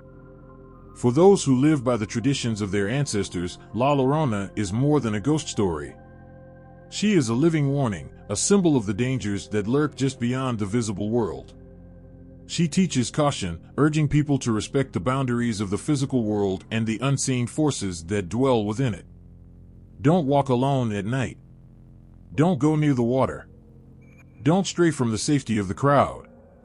The cry of La Llorona is not just the sound of a grieving mother, it is a reminder of the consequences of disobedience, of the dangers of straying too far from the path. In rural communities, where life is slower and traditions run deeper, La Llorona is not just a figure in a storybook, but a force that shapes the behavior of entire generations. It is the stories shared around dinner tables, the warnings spoken in hushed tones to children, the signs on the edges of town that caution against wandering into certain areas at night. Every word of her tale carries weight, and it is taken to heart by those who believe in her power. For them, superstition is not a relic of the past, but a tool for survival, a way to keep their families safe from unseen dangers that the modern world cannot explain. And yet, superstition is not without its own set of complexities. There are those who scoff at the stories of La Llorona, dismissing them as nothing more than old wives' tales. These skeptics believe that such beliefs have no place in the world of progress and reason. They argue that fear of the supernatural is merely a way to control others, a tool used by parents and community leaders to enforce rules and norms. But even they cannot deny the unsettling feeling that comes when the wind howls through the trees and the night grows dark. The truth, they say, is in the silence that follows. The truth is in the belief that such things cannot be fully understood, only felt. It is easy to look at these stories and dismiss them as mere superstition, relics of a simpler time when people relied on tales to explain the world around them. But the grip of La Llorona remains strong because she embodies something far deeper, something universal that resonates with all who hear her story. She is a mother in agony, a woman consumed by grief, a spirit lost in the liminal space between life and death. Her cry is the cry of anyone who has lost a piece of themselves, anyone who has suffered the unbearable weight of betrayal and sorrow. La Llorona lives on not just in the hearts of those who believe in her, but in the cultural landscape that continues to carry her story. Her presence lingers in the choices people make, in the rituals they follow, and in the way they hold their children close when the night falls. Superstition may seem like an outdated belief, but the power of La Llorona, her sorrow, her warning, her presence, remains as potent as ever. As long as there are rivers that run deep, as long as there are mothers who grieve, La Llorona will be there, watching from the shadows, her cries echoing through the darkness. And as long as the wind still whispers her name, there will always be those who listen, and those who fear. When the sounds of gunfire echoed through the streets and the air was thick with smoke and cries of rebellion, there was something else that stirred within the hearts of the people, a feeling deeper than fear, a chill that seemed to come not from the front lines, but from the shadows. La Llorona. The weeping woman, once a figure of superstition, now emerged from the forgotten corners of history, not just as a ghost, but as a symbol of something far larger, something that transcended the boundaries of a simple legend. In the midst of the Mexican Revolution, when the country was torn apart by the clash of ideologies and the fight for freedom, La Llorona was invoked in ways that no one had expected. The once mournful cry of a woman grieving her children became the cry of an entire nation, mourning not only the bloodshed of war but the loss of something far more profound, the hope of a better future. The revolution was not only a battle for land and power but a desperate fight for identity, for the very soul of Mexico. And in those desperate times, La Llorona became a mirror, a reflection of the pain and the trauma that the people could not escape. There were whispers in the streets, in the quiet corners of the towns where the revolution was felt most deeply. "She is out there," the old women would say in hushed tones. "Her cries are the cries of the mothers who lost their sons. Her sorrow is the sorrow of all those who suffer under the weight of this country's wounds." And with every passing day, as the revolution raged on, La Llorona's image grew stronger. She was not just a woman mourning her children anymore, she was the embodiment of Mexico's anguish. Her tears were the tears of a country torn apart by conflict, a country that had lost so much and still clung to the hope of a brighter tomorrow. The revolutionaries, the soldiers marching forward, were not just fighting for land or wealth. They were fighting for the promise of a better life, for the dignity of the oppressed, for the freedom of the people. But they, too, felt the weight of La Llorona's sorrow. In the midst of the violence, some whispered that the cries of the weeping woman could be heard in the wind, in the distant hills, in the very air around them. It was as though the nation itself was grieving, mourning the injustices that had been carried for centuries. The more the fighting intensified, the more her presence seemed to grow. La Llorona's image became a tool for resistance, a reminder of the high cost of change. Her cries spoke not just of personal loss, but of national trauma. She was invoked by poets, by soldiers, by mothers who had lost sons to the revolution's fury. To see her as a ghostly figure was no longer enough. She was a symbol of the people's deepest sorrow and their greatest strength. The very act of invoking her name was an acknowledgement of the pain that everyone carried, a pain that could only be healed by revolution, by the transformation of the country itself. In the camps where revolutionaries gathered, there was no escaping the image of La Llorona. Her name was spoken not only with fear but with reverence. Her grief was understood as the grief of the land, her mourning was the nation's mourning. As the battle for Mexico's future unfolded, La Llorona became a figure of both warning and defiance. She was a reminder of what had been lost, but also a force driving people forward, pushing them to fight for the change that could finally bring an end to the suffering. And yet, her presence was not without its contradictions. She was both a victim and a symbol of power. In her sorrow, she had become something more than human, something that transcended the suffering of any one individual. Her story was one of betrayal and vengeance, but also of redemption and hope. In the context of the revolution, she was a reflection of the very forces that were tearing the country apart, the rage against oppression, the desire for justice, the demand for a new world order. Her image was not just the grieving mother, it was the soul of Mexico itself, fractured and bleeding but still fighting for the chance to rebuild. La Llorona's role in the revolution was a paradox. She was both the victim of betrayal and the avenger of wrongs. Her cries spoke to the pain of mothers who had lost their children to the violence of war, but also to the deep, insatiable hunger for justice that burned in the hearts of the people. In her grief, she became a force of transformation, a symbol of both the past and the future. She was the pain that had been carried for generations, but also the hope that through the revolution, that pain could be redeemed. Her image gave voice to the anguish that so many Mexicans felt, but also to the resilience that would not let that anguish be in vain. In the midst of the chaos, her name was not only whispered in fear, but invoked as a rallying cry. The revolutionaries, in their quest for justice, recognized that they were fighting for more than just political power. They were fighting for the redemption of a nation, for the healing of wounds that had festered for centuries. In the stories of La Llorona, they found a reflection of their own struggles. Her sorrow mirrored the pain of the people, and her desire for redemption mirrored the hope that one day, all the suffering would be worth it. It is impossible to overstate the impact of La Llorona during these times of upheaval. Her image became inseparable from the revolution itself. She was not just a figure of terror, not just a ghost haunting the riverside. She was a symbol of everything that was at stake: the lives of the innocent, the dignity of the oppressed, the very soul of Mexico.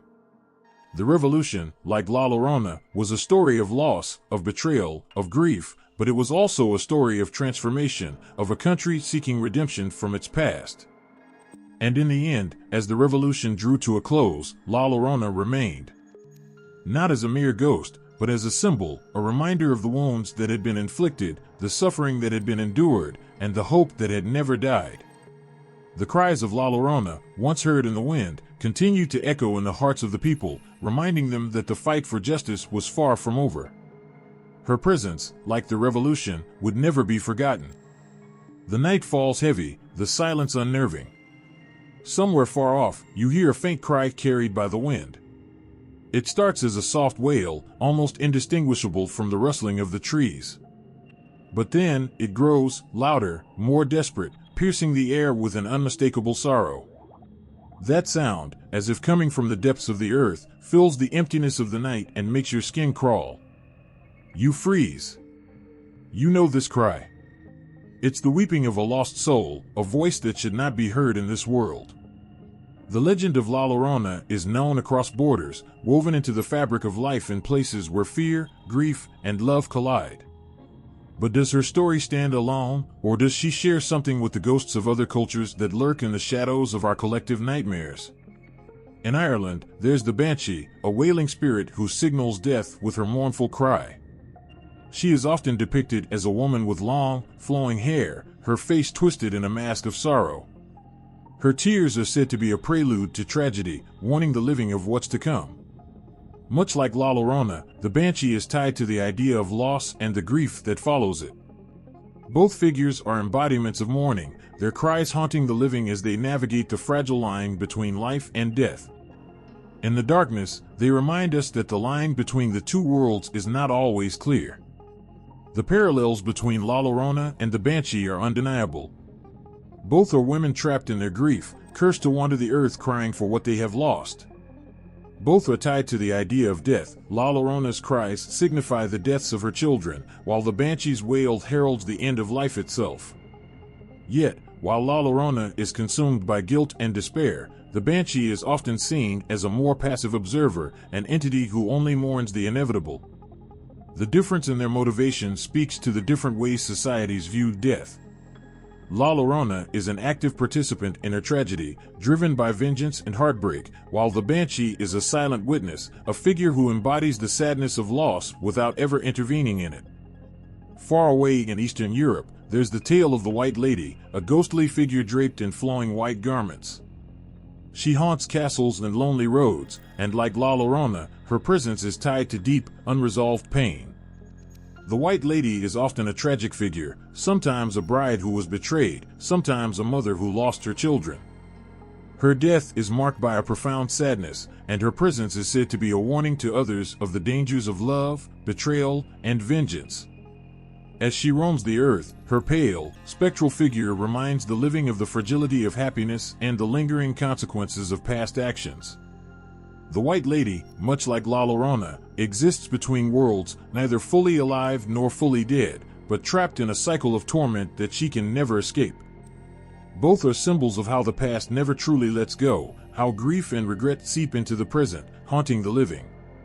There are echoes of La Llorona in countless other ghost stories across the globe. In Japan, the story of the Yurei is one that carries the same themes of anger, sorrow, and vengeance. These vengeful spirits are often depicted as women who have died unjustly, their souls unable to rest until their grievances are addressed. The Yurei's long, disheveled hair and white funeral kimono resemble the appearance of La Llorona in her more ghostly forms, her hair wild and her clothes flowing as she wanders, searching for her lost children or seeking to punish those who wronged her. Both spirits are driven by an intense need to be heard, to make others feel their suffering. Then there is the La Llorona of South America, whose version of the tale changes from country to country, but always carries the same soul-crushing grief. In some places, she's seen as a mother who drowned her children in a fit of jealousy or rage, only to regret it deeply when it was too late. In others, she is a symbol of the land's suffering, a reminder of past oppression. In each variation, her cry is heard as a call to those who have done wrong, a reminder that no action goes unnoticed. Like the Banshee, the Yurei, and the White Lady, La Llorona represents the consequences of unresolved grief and the endless cycle of pain that comes from our actions. Her story is told not only to explain the strange cries that echo through the night, but to make sure the sins of the past are never forgotten. But what is it about these figures that has endured for so long, across cultures and generations? Why do we keep telling these stories, passing them down to our children with an intensity that is almost ritualistic? The answer lies in the universal nature of grief and loss. Every culture has experienced it, whether through the death of loved ones, the loss of a way of life, or the pain of betrayal. These spectral figures, these women who roam the earth searching for something they have lost, reflect our deepest fears, that we are not in control of life and death, that the consequences of our actions will always find us, that the grief we carry may never fade. Each story, while unique in its own right, taps into something deeply human, the fear of being consumed by sorrow, the dread that we might one day be trapped in our own regrets, doomed to wander forever in search of redemption. The Banshee, the White Lady, the Yurei, and La Llorona all serve as a reminder of the cost of living, of the price we pay when we are driven by emotions that we cannot control. They are not simply stories to frighten us, they are warnings, cautions, and sometimes, even calls to action.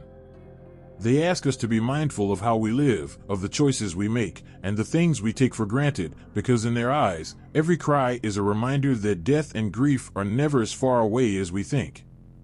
And so, as you sit in the stillness of the night, listening to the distant wind, you might hear something, just a whisper, just a flicker of sound. Maybe it's La Llorona, calling out to the world in her sorrow. Or maybe it's the Banshee, heralding the end of something. Maybe it's the White Lady, lost in her grief. But whatever it is a reminder that we are not alone in our suffering, and that these stories, these ghosts, exist in the spaces between life and death, where sorrow and regret never truly fade. They live on, as long as we remember.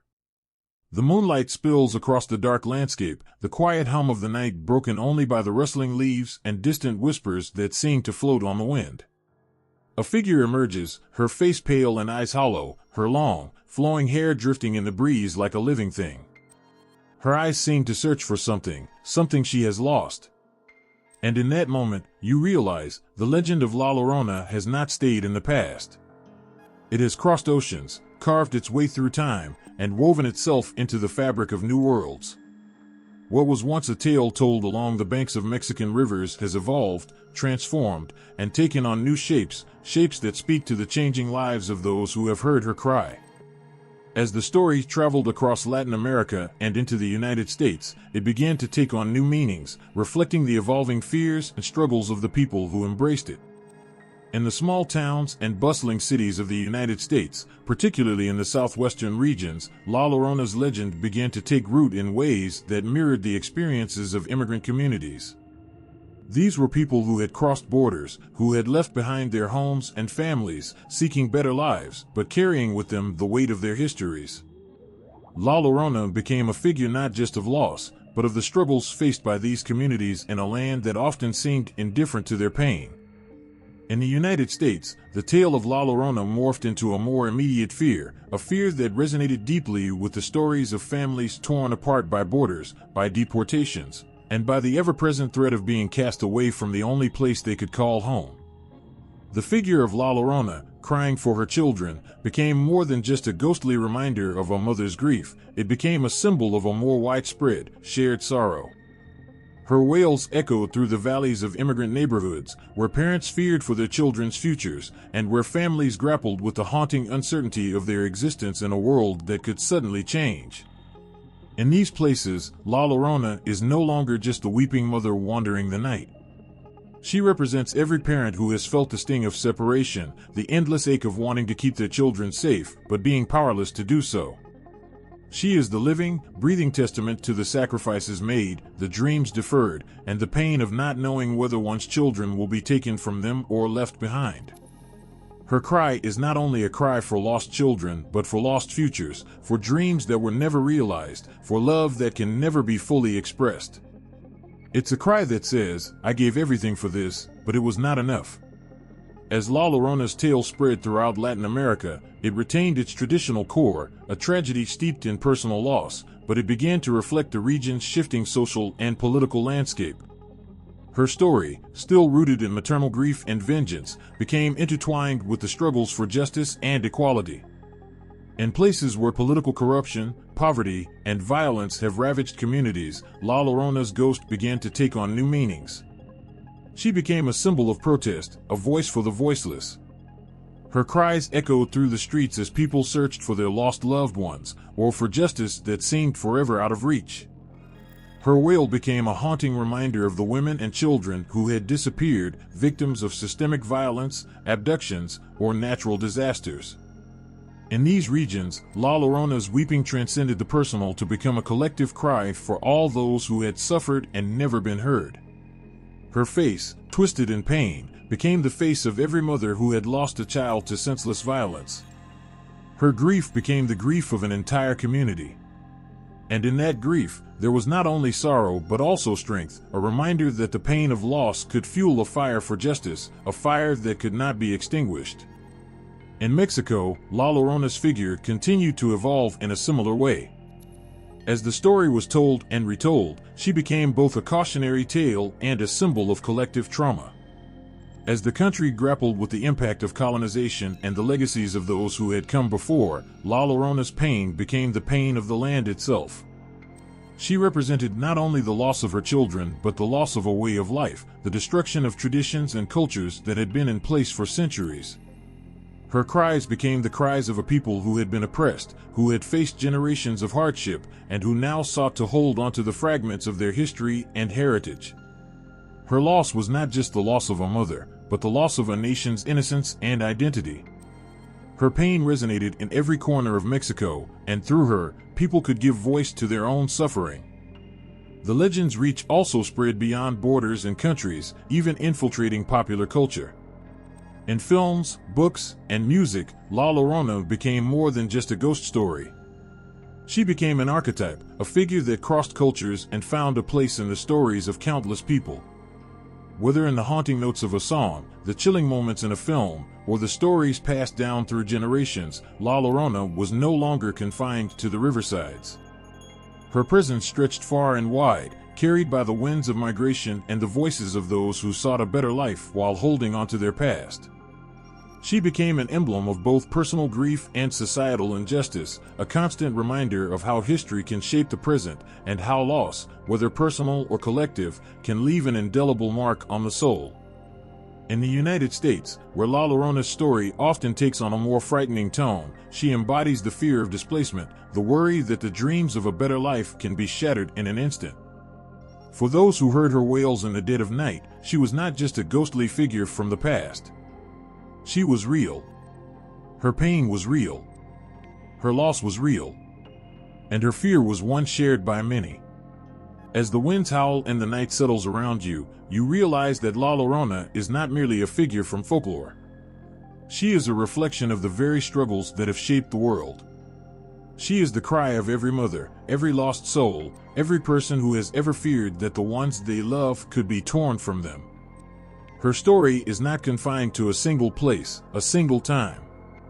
It stretches across borders, across histories, across pain and redemption. And in the quiet moments when you hear a distant cry, you can feel her presence, the weeping, the longing, the relentless search for something that was lost. The quiet hum of a room filled with the scent of old paper, the soft rustle of pages turning. A poet's pen scratches the surface of the page, words flowing, capturing the aching sorrow that pulses through La Llorona's legend. She is not just a figure of folklore anymore, she is a symbol. A mother's grief. A nation's pain. Her wail, a cry not only of lost children, but of lost identities, of years that have passed with little change. Her story transcends time and space, making its mark in the ink of literature, its echoes heard through the lines of poetry, prose, and even the silence between words. It's in the cadence of a poem where La Llorona's grief is given form. She becomes more than a myth, she becomes a voice for every mother, every woman, who has known loss. A poem can capture the rawness of her pain, making it felt with every word, with every line. In Mexican and Chicano literature, she is the living embodiment of heartache, her cries not just a call for her children, but a plea for understanding, for healing. These writers do not shy away from her suffering. Instead, they bring it to the forefront, pulling the reader into the dark spaces where mother's tears never dry, where rivers are both the source of life and the end of it. In one poem, La Llorona's voice might emerge from the mist of a forgotten river, her wails breaking the silence of a small village.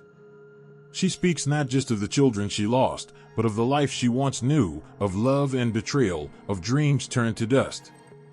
There's a heavy weight in her cry, the sound of a soul torn in two. Through this poetic lens, her story is no longer just a warning for children to behave, it's a symbol of the deeper wounds that run through a people, wounds that are passed down like a family heirloom, waiting for someone to speak them aloud. Mexican and Chicano literature wraps itself in the history of its people, and La Llorona is a thread woven into that fabric. She is not merely a ghost who haunts the shadows of old stories. She is part of the struggle, the endurance of cultures that have been erased, rewritten, or ignored. Her weeping is the echo of that which has been lost to time, the indigenous knowledge, the old ways of living, the voices of ancestors whose stories are buried beneath layers of colonial dust. In literature, La Llorona represents the ever-present conflict between the past and the present, between memory and forgetfulness. She cannot be ignored, and neither can the trauma that brought her into existence. Her image, once just a simple folk tale to frighten children into obedience, has grown into something far more complex in literature. The authors who write her story understand that her wail is not just a haunting noise in the night. It is the cry of a people, a community that has been wronged and forgotten. La Llorona is a representation of the erasure of cultural identities, the loss of language, the displacement of communities, and the quiet suffering of women who have been cast aside by the world. Her pain is universal, it is felt by anyone who has ever loved deeply, only to have that love betrayed or stolen away. In the works of Chicano writers, La Llorona is often framed as a figure of both resistance and sorrow. She becomes a metaphor for the struggles of Chicano families and the scars of their histories. Her story takes on new dimensions as it intersects with the fight for identity, the fight for belonging, and the fight for justice. Her weeping is not only a lament for her lost children, but for an entire culture that has faced centuries of oppression. She stands as a symbol of a people who refuse to be forgotten, who refuse to be silenced, and who carry their stories with them, even as they are haunted by the ghosts of the past. But it's not just in the dark corners of forgotten rivers where La Llorona's spirit lingers. In the streets of cities, in the bustling life of the present, she continues to call. Her voice echoes in the spaces where people live, work, and struggle. Through the words of writers, her legacy lives on in the hearts of those who have carried her story, shaping the way they see the world and their place in it. She is a reminder that we are all connected, that the past is never far behind, and that the wounds of history, though buried, are never truly healed. In these literary works, the authors paint La Llorona not just as a ghost, but as a mother, one who has known both the deepest of joys and the most profound of sorrows. She is a mother who has given everything and lost it all. Her grief is the grief of a nation, the grief of every person who has ever been left behind. In the pages of literature, she finds a home for her pain, a place where she can cry without fear of being silenced. Through poetry and prose, La Llorona's voice can finally be heard, even if it's just for a moment. Her cries resonate in the works of those who speak for the voiceless, who give a voice to the silenced histories. They write not only to remember her, but to remember what she represents. She is more than just a story, she is the embodiment of the experiences that shape a people. Her tale is not a mere ghost story, it is a story of survival, of loss, and of the love that remains even after everything else is gone. As La Llorona weeps through the pages of literature, she carries with her the weight of centuries. She carries the weight of all that has been lost, both personal and collective, and all that still longs to be remembered.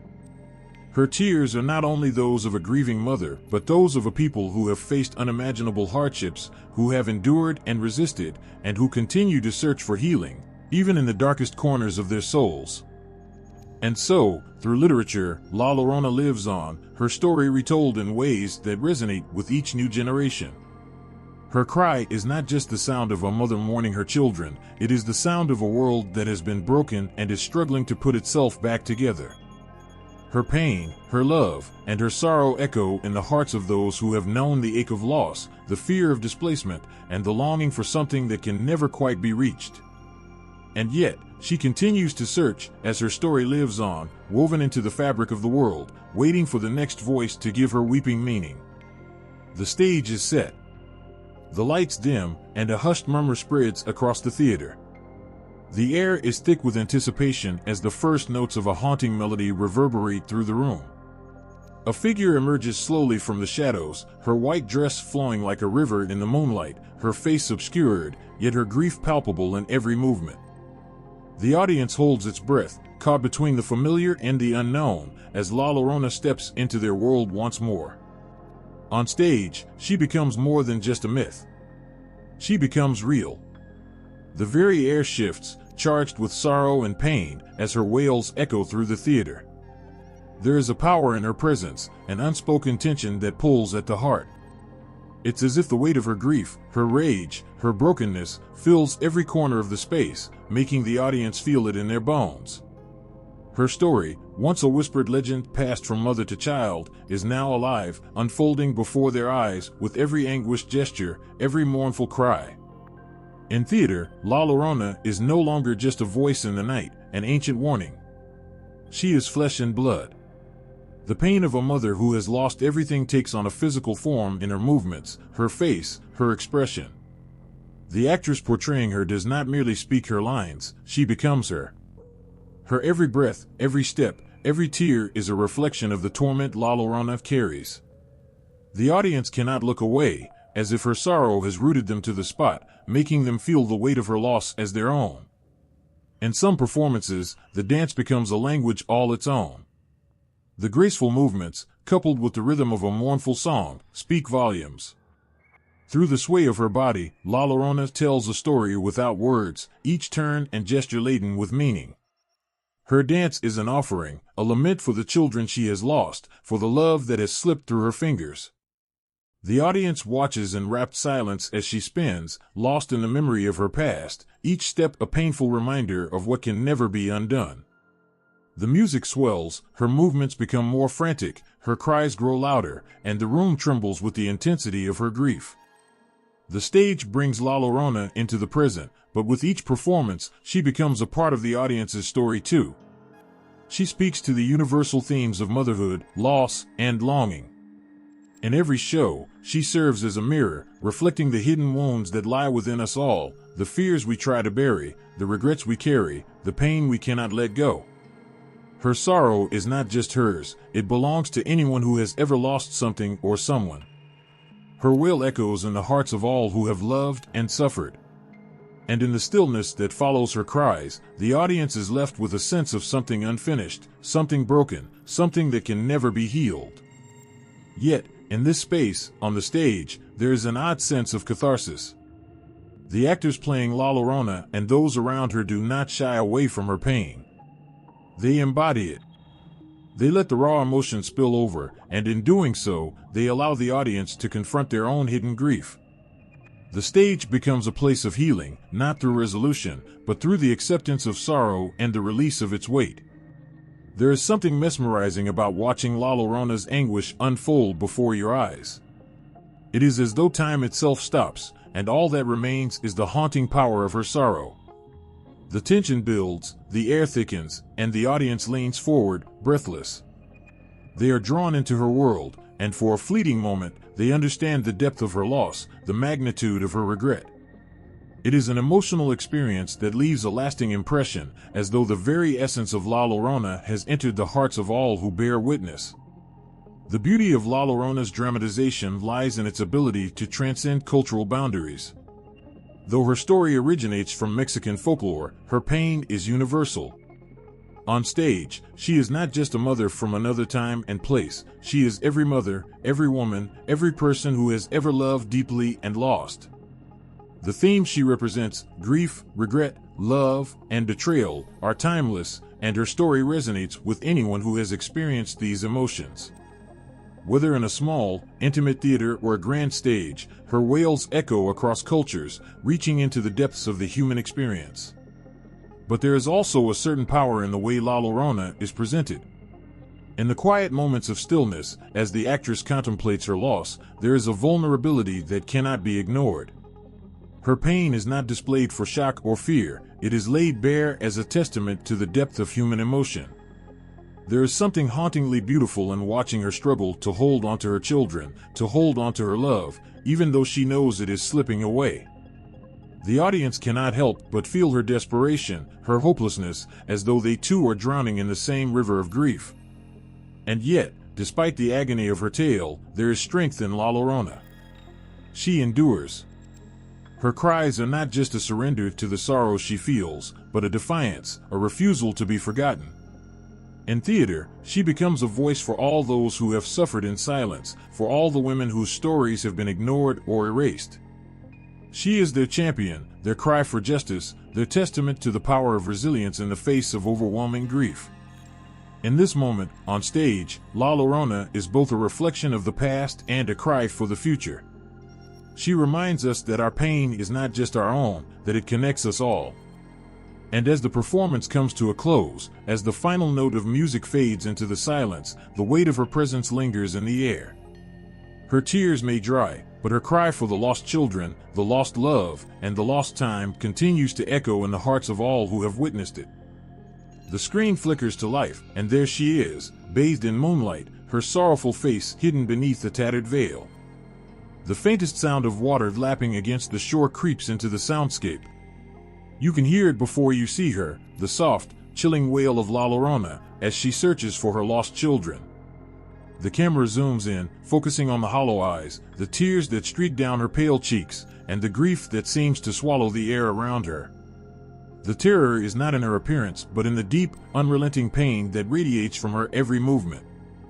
And, despite the fear, there is something almost heartbreaking about her, an unspoken sorrow that touches the soul. La Llorona has always been more than just a ghost story, and when adapted for the screen, she becomes a reflection of every lost soul, every heartbroken mother, and every person who has ever suffered in silence. Her story, once told around campfires or whispered through generations, now unfolds on the silver screen for a new generation to experience. But whether in the darkest corners of a horror film or within the nuance of a modern retelling, her legend carries the same weight, the weight of a mother's grief, the weight of betrayal, and the weight of a soul forever lost. In the early film adaptations, La Llorona appeared in her most traditional form, an eerie, terrifying presence, a creature born from folklore and drenched in supernatural fear. These films often focused on the horror, her wailing echoing through the night as she sought vengeance on the living for the children she had lost. Her curse was not just an act of grief, but of madness, and every twist of her face, every anguished scream, only intensified the sense of terror that hung in the air. There was something uniquely chilling about her figure, the way her voice could carry across the stillness of the night, a warning to those who dared to venture too close to the water's edge. But these early films were not merely about fear, they were about invoking the deep sadness that defines La Llorona's existence. In one version, we see her wandering through an abandoned home, her ghostly form surrounded by the remnants of the life she once had, the echoes of laughter and the sound of children playing long gone. The loneliness in her heart is palpable, and even as she terrorizes the living, there is something about her that stirs a sense of pity. You find yourself wondering, how did she come to be this way? What had broken her so completely that she would become a wandering soul, eternally searching for something that can never be found? As time went on, La Llorona's character began to evolve in the films that portrayed her. She was no longer just a figure of terror, she became a more complex character, embodying the pain of every mother who had ever suffered loss. The modern interpretations started to show her not as a monster, but as a tragic figure caught between worlds, a mother who had made an unthinkable mistake, a woman who had been betrayed and forsaken, and a spirit who now faced the consequences of her actions. Her anger remained, but it was tempered by the deep sorrow that defined her existence. She had become a symbol of grief, not just a figure to fear. In some of the newer adaptations, La Llorona is portrayed in a more subtle and psychological way, her ghostly presence creeping through the background, rather than being at the forefront of every scene. The filmmakers use lighting, music, and sound to create an atmosphere of dread, where her presence is felt more than seen. The viewer can almost feel her watching, waiting, lurking just beyond the edge of their vision. There is no need for loud screams or sudden jumps. La Llorona's very existence is enough to keep the audience on edge. She is always there, lingering in the shadows, a constant reminder of the grief that defines her. What makes her presence even more haunting in these modern interpretations is the way her story intersects with our contemporary lives. In the films, La Llorona often represents the intersection of the supernatural and the very real fears of motherhood, loss, and regret. As a mother, she is the embodiment of a parent's deepest fear, losing a child. She also represents the consequences of neglect, betrayal, and choices made in moments of weakness. The emotional depth behind her character makes her so much more than just a ghost, it makes her human, too. She is a mother who failed, a mother who never meant to cause harm, but in the end, could not undo the damage she had done. In these films, La Llorona's narrative often extends beyond her role as a supernatural entity. She is used as a metaphor for the struggles of real-world mothers who find themselves isolated, struggling, or mourning in silence. The grief and pain she endures, though magnified in the supernatural realm, reflects the quiet suffering of many who feel lost or abandoned in life. When we watch her story unfold on screen, we are not just witnessing a terrifying ghost tale, we are witnessing the emotional, physical, and psychological turmoil that so many endure in the face of loss. There is also a deeper element in these films, an exploration of culture, identity, and the struggles of those who exist on the margins of society. La Llorona has become more than just a ghost, she is now a figure of social commentary, used to examine the very real pain experienced by communities in times of crisis. In one of the more recent cinematic interpretations, La Llorona's story is set against the backdrop of the American Southwest, where the figure of La Llorona has been adapted to represent the struggles faced by marginalized groups. Her pain becomes symbolic of larger cultural trauma, from the experiences of immigrants to the heartbreak of generations who have lived in silence. The film also shifts the narrative focus. La Llorona's haunting is not simply about her grief over lost children, but her attempt to right her wrongs, to seek redemption, to prevent others from making the same mistake she did. The curse of La Llorona becomes a call to reflect on one's actions, to reckon with the past, and to face the consequences of choices made in moments of anger or despair. Her tragedy becomes a lesson, a warning, but also an invitation for healing. As the decades have passed, La Llorona has transformed into a cultural icon, a symbol of grief, motherhood, and the inevitable intersection of human frailty with the supernatural. And through each film and television adaptation, her story resonates in new ways. Her cry, once merely an eerie sound carried by the wind, now feels like a shared collective experience. Her pain is ours. Her fear is our fear. And in the silence after the last wail fades from the screen, you realize that La Llorona is not just a ghost. She is a part of the human condition itself, forever searching, forever longing, forever lost. A dark silhouette flickers in the distance, the faintest outline of a woman, her face hidden beneath flowing strands of hair. You can hear the soft sound of water lapping against the shore, but it's not the tranquil rhythm of nature. No, this is something else, something far more unsettling. The voice comes next, soft at first, but growing louder with every passing moment. It's a cry, a wail, a sound filled with grief and longing. It echoes across time and space, as though the very earth itself mourns with her. You can feel it in your bones, a mother's sorrow, a soul broken beyond repair. Her name is La Llorona, the weeping woman, and her story, although unique to the cultures of Mexico and Latin America, resonates across the globe. In the legend of La Llorona, we see the same pattern that appears in other cultures' myths, tales of grief, loss, and haunting that cut straight to the heart of human experience. From the Banshee of Ireland to the White Lady of Eastern Europe, there's a striking similarity. These figures, often women, are trapped in an endless cycle of sorrow, driven by the pain of loss. And as different as these myths may be, the emotions that fuel them are universal. Across the world, we hear the same wail, the same cry of a mother, the same grief that carries across centuries. The Banshee of Irish folklore, a harbinger of death, is often depicted as a woman whose lament foretells the passing of a loved one. Her cries echo through the night, the haunting wail rising like a scream in the wind. In Japan, the spirit of the vengeful woman, known as Yurei, has long been a part of the country's ghost stories. She, too, is driven by a deep sense of betrayal and loss, her spirit forever unrest, seeking revenge for wrongs done to her. The stories may differ in setting, but they share the same core, a woman forever tied to the memory of something she's lost, unable to find peace.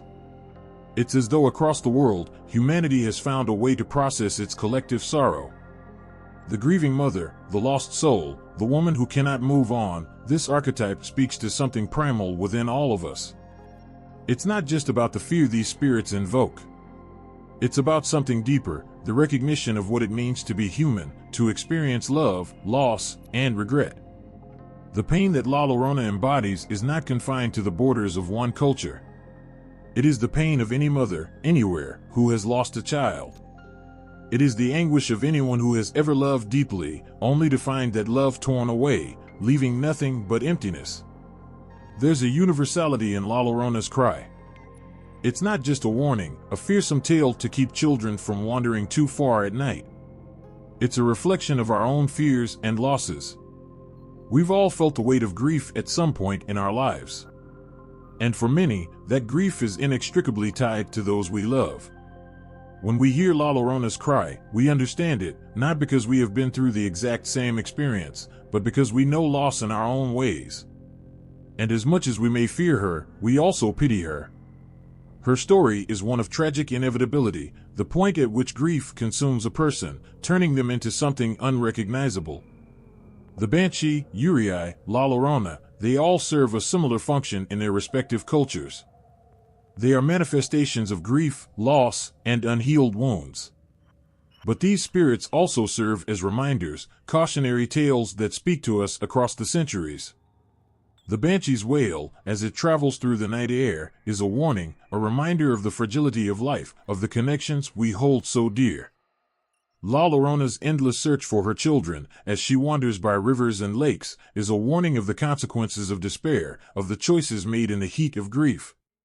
The Yurei, whose sorrow keeps her bound to the living world, warns us of the dangers of unresolved pain, the way it can fester and grow until it takes on a life of its own.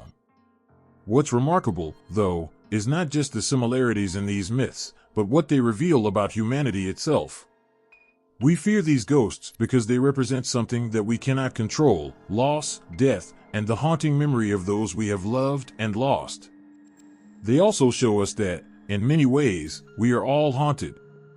We are haunted by the past, by things left undone or unsaid. We are haunted by the love we cannot forget and the pain we cannot erase.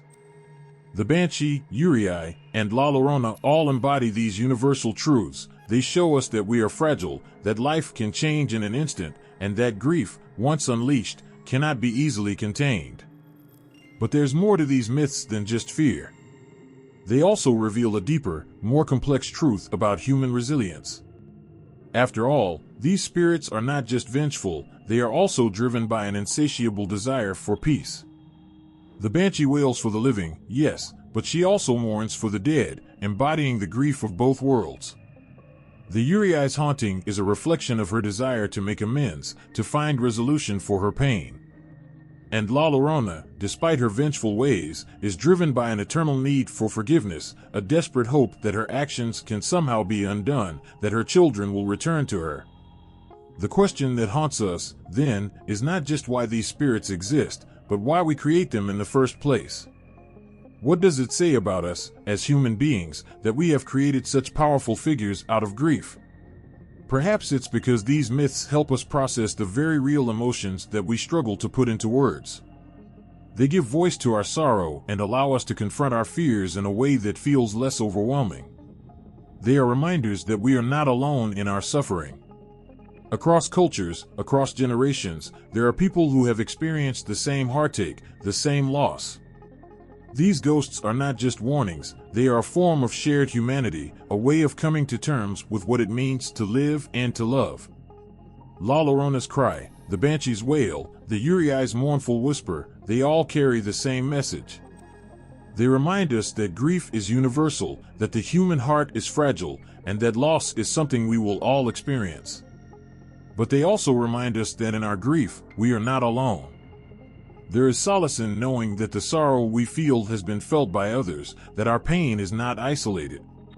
The shared sorrow of these figures, each born from a different culture, brings us closer together, binding us through time and space in a shared, unspoken understanding. La Llorona's tale, like those of other spectral figures around the world, is not just a story of a woman who lost her children. It's a story of what it means to be human, of the ways in which we cope with grief, and the ways in which that grief can shape us. And as we hear her wail on dark, quiet nights, we can't help but feel that we, too, are part of her search. We, too, are haunted by the echoes of lost things, lost love, lost time, lost opportunities, and we, too, seek the solace that only understanding and shared experience can bring. The streets are quiet, but the silence feels suffocating, heavy, as if the air itself holds its breath, waiting. A distant cry splits the stillness. It's not the wind, not the rustle of leaves, but something darker, a voice, a scream that cuts right through the night. You strain to hear it, just the faintest sound, but it's there, lingering, echoing in the space between your heartbeat. It's the unmistakable wail of a woman lost in agony, her voice haunted by a pain so deep it drips through the cracks of time. And even though you try to ignore it, you can't. It gnaws at your soul, pulling you back to the fear that resides in every shadow. It's a new world now, this place you find yourself in, full of glass towers that stretch toward the sky, roads filled with cars and bright lights, the buzz of 1,000 voices merging into the noise of city life. But even here, amid the buzz of modernity, La Llorona's cry still lingers, like a ghost unable to rest, transformed into something else to meet the new fears of a new time. The legend has shifted, adapted to the lives of those who wander through the concrete jungle, those who are lost in the shuffle of urban life. No longer just a wailing figure by the riverbanks or fields of long ago, La Llorona has found new ways to haunt the night, echoing in the empty streets, the shadows of high-rise buildings, the gaps between the lives of those who never really find home. In the city, La Llorona is a reflection of a different kind of loss. She no longer drifts along the water, searching for children left behind. Instead, she moves through the crowded streets, a specter of migration and alienation. Her cry is not just the grief of a mother, but the sorrow of those who have left their homes, the families torn apart by borders and separation. Her presence is felt in the longing of immigrants who dream of a place they can never return to, who ache for the faces they left behind in the search for a better life.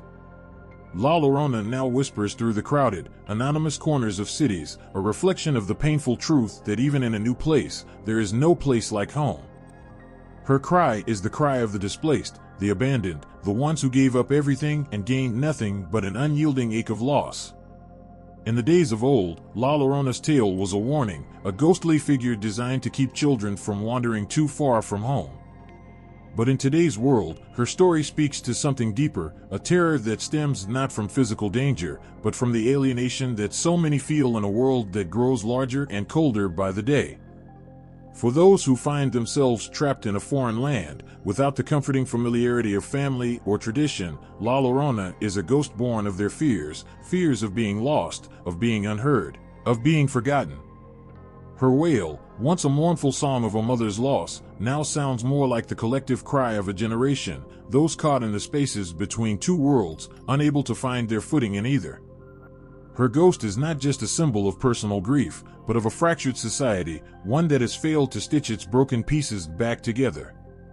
She haunts the people who live in the cracks, the forgotten corners of urban life where identity is lost and memories are fading.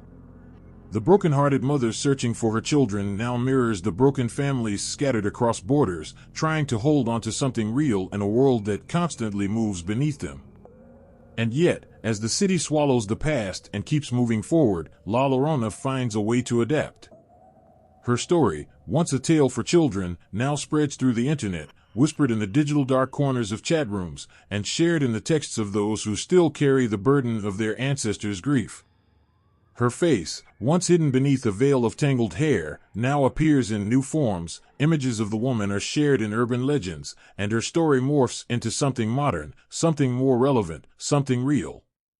A warning to the young who wander too far into unfamiliar places, to the immigrants and refugees who search for hope in a place that will never fully accept them. Her cry is now a cry for solidarity, for belonging, for understanding, heard by all who live in the urban sprawl of cities that forget the past as they race toward the future. She is not just a fear now, she is a truth that cannot be ignored. The buildings may rise higher, the lights may flicker on and off like stars in the night sky, but La Llorona is still there, in the cracks of the sidewalks, in the empty spaces between people who pass each other by without ever really looking. She has become more than just a ghost story, she has become the embodiment of something deeper, something that still touches the hearts of all who have ever felt displaced, ignored, or out of place in a world that never stops moving. The cry of La Llorona is no longer just the cry of a mother's grief, but the collective cry of humanity, the grief of a world that has been torn apart by time, by history, by the yearning for home. As cities grow and the world becomes more connected, La Llorona's myth takes on new shapes. It's the mother looking for her children across miles of land, stretching across borders she cannot cross. It's the refugee who dreams of a home he will never see again. It's the worker who leaves behind family to send money back, knowing they will never see them again in the same way. La Llorona's story is no longer just an isolated tale, it's a story that transcends cultures, a universal tale of longing, of wanting to go home when home is no longer there. Her presence in the modern world is not a shadow in the dark, but a reminder that grief is not confined to any single time or place. It stretches across generations, adapting itself to fit the fears and struggles of those who come after. In this new age, La Llorona's cry is a reflection of our own fragmented world, where distances are measured not in miles, but in the spaces between people, between families, between hearts.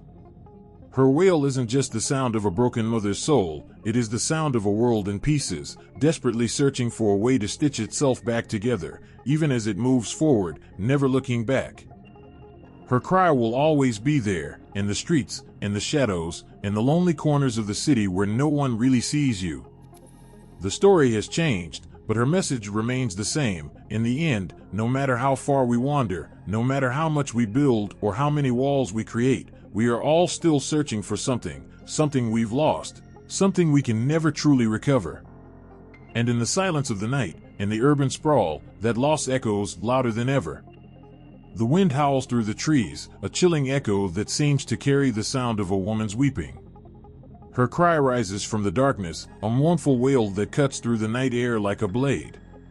It's the same cry heard in the valleys of Mexico, the same one that haunts the quiet streets of every town, a sound that stirs something deep in the heart of anyone who hears it. But the cry of La Llorona is not unique to one place.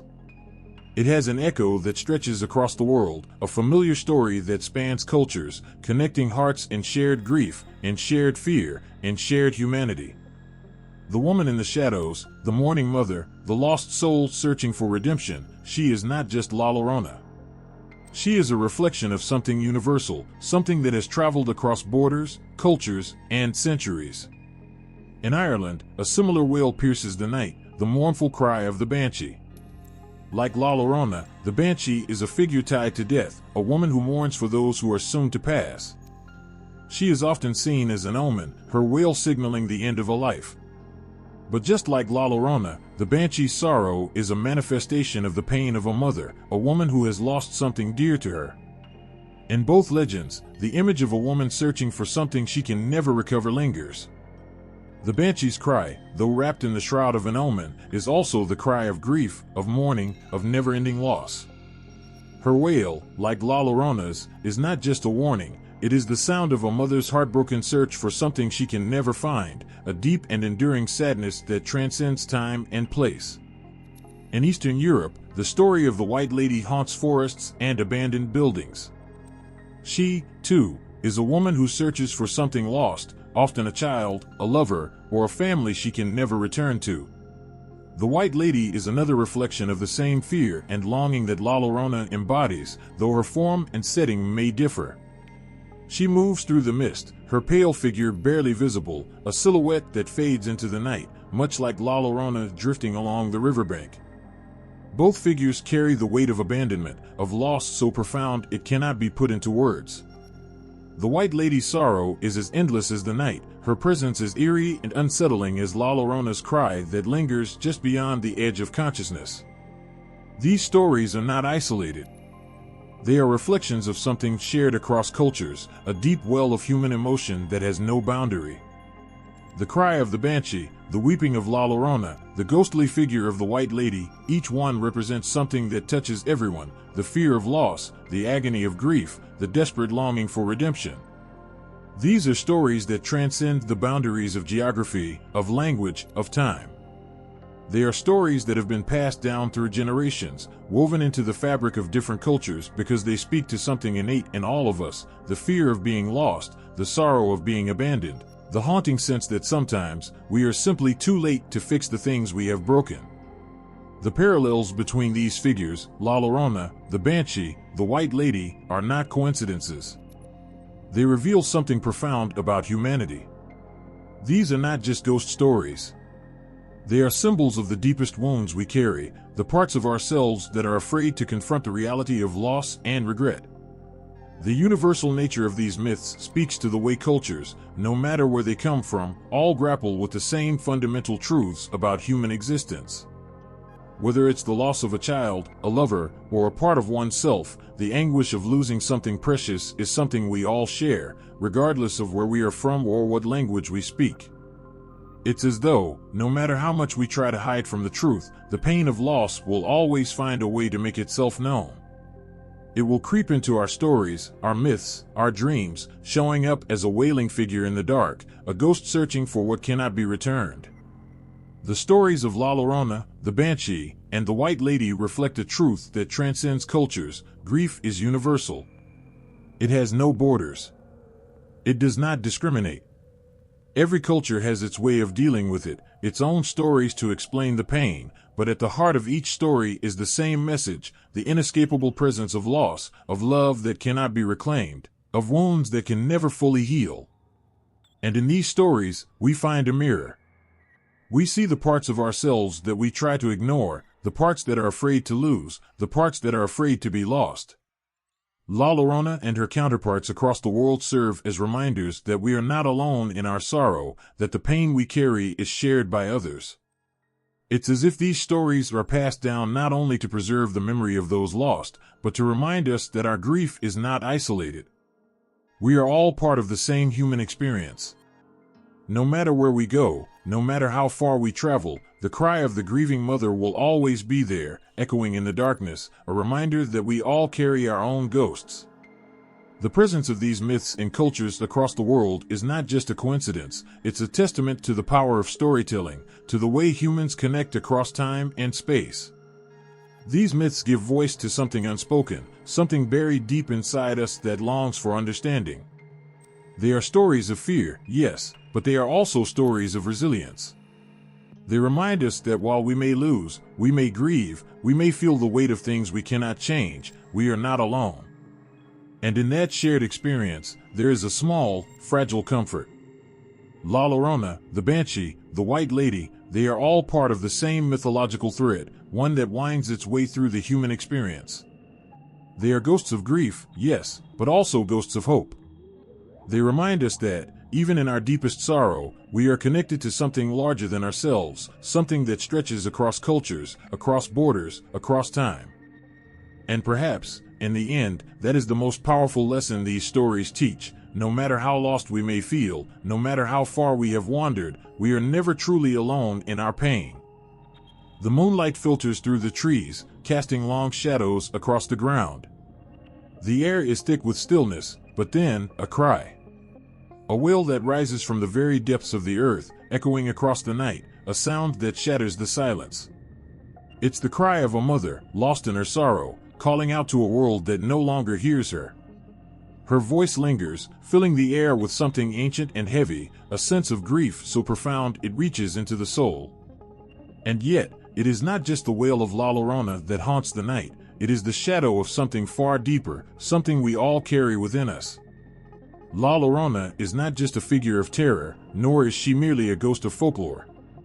She is an embodiment of something much more powerful and universal. She is a reflection of the feminine shadow, a concept drawn from the work of Carl Jung, who believed that within each of us, there is a hidden part of the psyche, a side of ourselves we often refuse to acknowledge.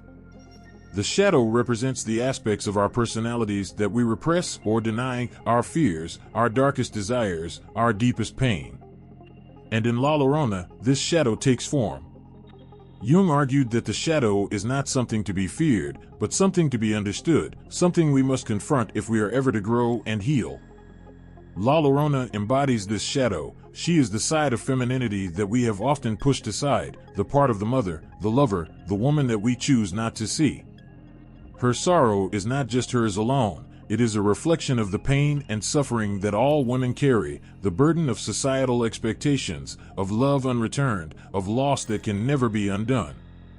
She is the dark side of the mother archetype, the part of womanhood that is rejected, feared, and yet inextricably linked to the human experience. In her mourning, in her search for redemption, La Llorona mirrors our own hidden sorrows, the parts of ourselves we try to bury in the darkness. Her cries are not just for her lost children, they are for every woman who has been silenced, for every mother who has been dismissed, for every person who has been pushed to the edges of society. She is the embodiment of all that is painful, uncomfortable, and unspoken, and yet she demands to be heard. Her grief is a call to look within, to confront the parts of ourselves we would rather avoid. But it is not only the feminine aspect of La Llorona that ties her to the shadow. She also represents the archetype of the outcast, the rejected figure who must wander in darkness, seeking redemption. In Jungian terms, the outcast is a person who has been separated from society, often because they do not conform to the accepted norms or values. La Llorona, with her eternal wandering and haunting cries, is the outcast made flesh. She is a mother who has lost everything and is doomed to wander the earth in search of something she cannot have, a reflection of the isolation and alienation that many people, especially women, experience when they are pushed to the margins of society. As she walks through the night, her figure moving like a ghost, La Llorona becomes more than just a woman. She becomes a symbol of everything that has been pushed aside, everything that has been forgotten. In this sense, she is both victim and perpetrator, both the wounded and the wounding. Her pain is not just her own, but the pain of everyone who has ever felt unseen, unheard, or unloved. She is the feminine spirit that has been broken and discarded, but in her brokenness, she holds a power that cannot be ignored. Her story speaks to something deeper than individual sorrow. It speaks to the collective unconscious, the shared experiences and emotions that tie humanity together. Jung believed that the unconscious mind is not only personal but collective, made up of memories, experiences, and archetypes that belong to all of humanity. La Llorona, in her grief, taps into this collective unconscious. Her story has been told for centuries because it resonates with something deep within us, something that transcends time and culture. She is not just one woman's pain, she is the pain of the collective, the sorrow of generations. What makes La Llorona so haunting is not just her mourning, but her endless search for something that she can never find. This search, this wandering, mirrors our own struggles with the parts of ourselves we refuse to face, the parts of ourselves that we keep buried in the shadow. La Llorona's punishment is to wander forever, her cries unceasing, a reminder that unresolved pain and unacknowledged sorrow will continue to haunt us until we confront them. She is the feminine shadow that we must reckon with if we are ever to heal and move forward. In her search, La Llorona becomes a mirror, reflecting back to us the pieces of ourselves that we would rather ignore. Her endless crying is not just the cry of a mother for her lost children, it is the cry of every woman who has ever been forced to silence her own pain, the cry of every person who has ever felt alone in their suffering.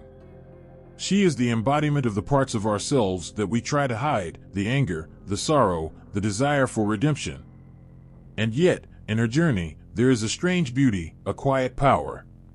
It is the power of facing our deepest fears and accepting the parts of ourselves that we would rather keep in the dark. As La Llorona moves through the night, she becomes a figure of transformation. She is not just a warning, not just a ghost of grief, she is a symbol of the possibility of healing, of redemption through confrontation with the shadow. Her story is one of pain, yes, but also one of acceptance. To understand La Llorona is not to fear her, but to understand the parts of ourselves that we have buried in the depths. Her shadow is not something to be avoided, but something to be embraced. The cry of La Llorona will continue to echo through the night, a reminder of the feminine shadow we all carry within us, a reminder that healing comes when we face our darkest fears and accept them as part of who we are. It is in her mourning that we find the power to heal, in her search that we find the strength to forgive, and in her grief that we find the courage to love the parts of ourselves we have always feared. In the dim light of a crowded apartment, a mother stirs in her sleep. Her mind is far away, drifting back to a land she has not seen in years, to a home left behind in search of a better life. In the silence of the night, she hears a faint sound, a wail that seems to carry across oceans and borders, reaching deep into her heart. It is a cry, soft at first, then louder, echoing with the pain of loss. The voice that calls out from across the distance is familiar yet distant, like the memory of something you can never quite grasp. La Llorona's mournful cry has crossed the threshold of the past, the border of countries, and now she is in this place, with these people. She is everywhere. Her ghost has traveled with the diaspora. It is in these moments, in the quiet spaces where families sit huddled together in new lands, that La Llorona takes on a new form. Her story, once deeply rooted in the soil of Mexico, has crossed the ocean to the United States and beyond, flowing through the veins of the Latinx communities scattered across the globe. She has transformed, yes, but in ways that still carry the weight of her origin. Her sorrow is no longer just for lost children, for a single family. It has grown. It has become collective, bound to the grief of an entire people separated from their roots, their identities, their homes. Her wail now carries the sorrow of all those who have left behind the familiar sounds of home, the rustling of leaves in the warm Mexican breeze, the bustling of mercado streets filled with the scent of spices and freshly baked bread. In every corner of the world where Latinx communities have made their homes, La Llorona follows them, her cries weaving into the new lives they build, reminders of the sacrifices made and the ones they left behind. As they work, struggle, and dream in unfamiliar places, La Llorona becomes a mirror of their own struggles, a reflection of the pain that arises from the sense of displacement. But her cries are not just those of longing for a distant place, they are the cries of longing for the lives they once had, the families they left behind, the children who have grown up in foreign lands and whose ties to their ancestral roots seem to grow weaker with each passing year.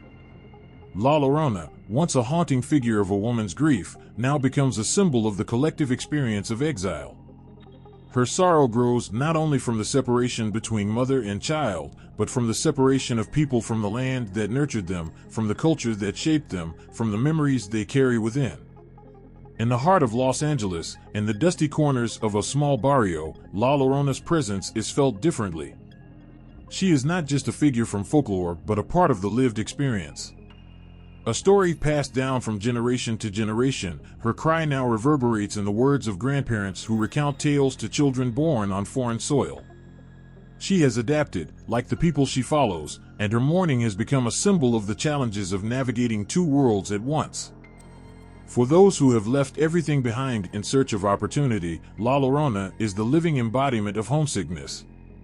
Her grief is shared by every migrant mother who feels her heartache stretched between two worlds.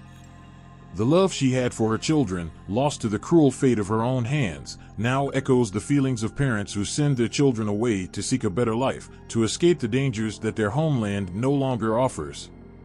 The ghost of La Llorona follows them into these new worlds, forever intertwined with the emotions of separation, sacrifice, and survival.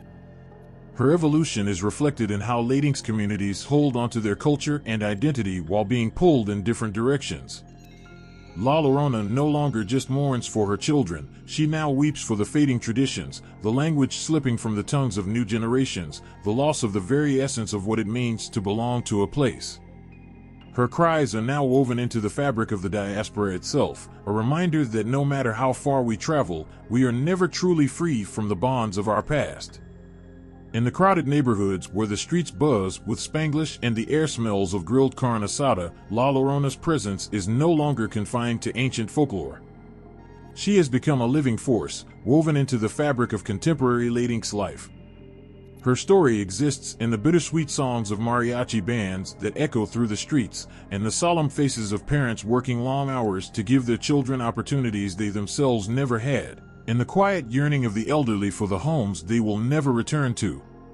She is a figure of sorrow, yes, but she is also a reflection of the resilience, the strength, and the undying hope that refuses to be extinguished by loss. Her presence is felt on the border, too, where the land itself is a symbol of division and separation. La Llorona's cries are not just those of a grieving mother, but the voice of all who have been separated by borders, both literal and metaphorical.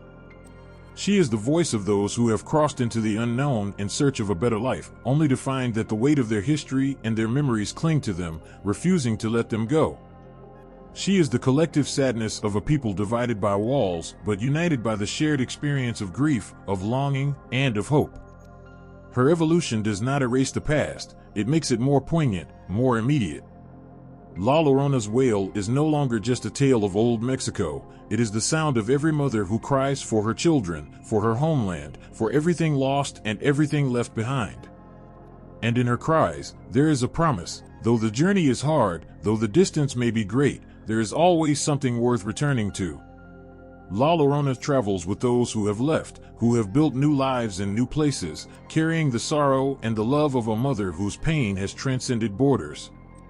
In every story told, in every whispered prayer, in every tear shed in the quiet of the night, La Llorona lives on.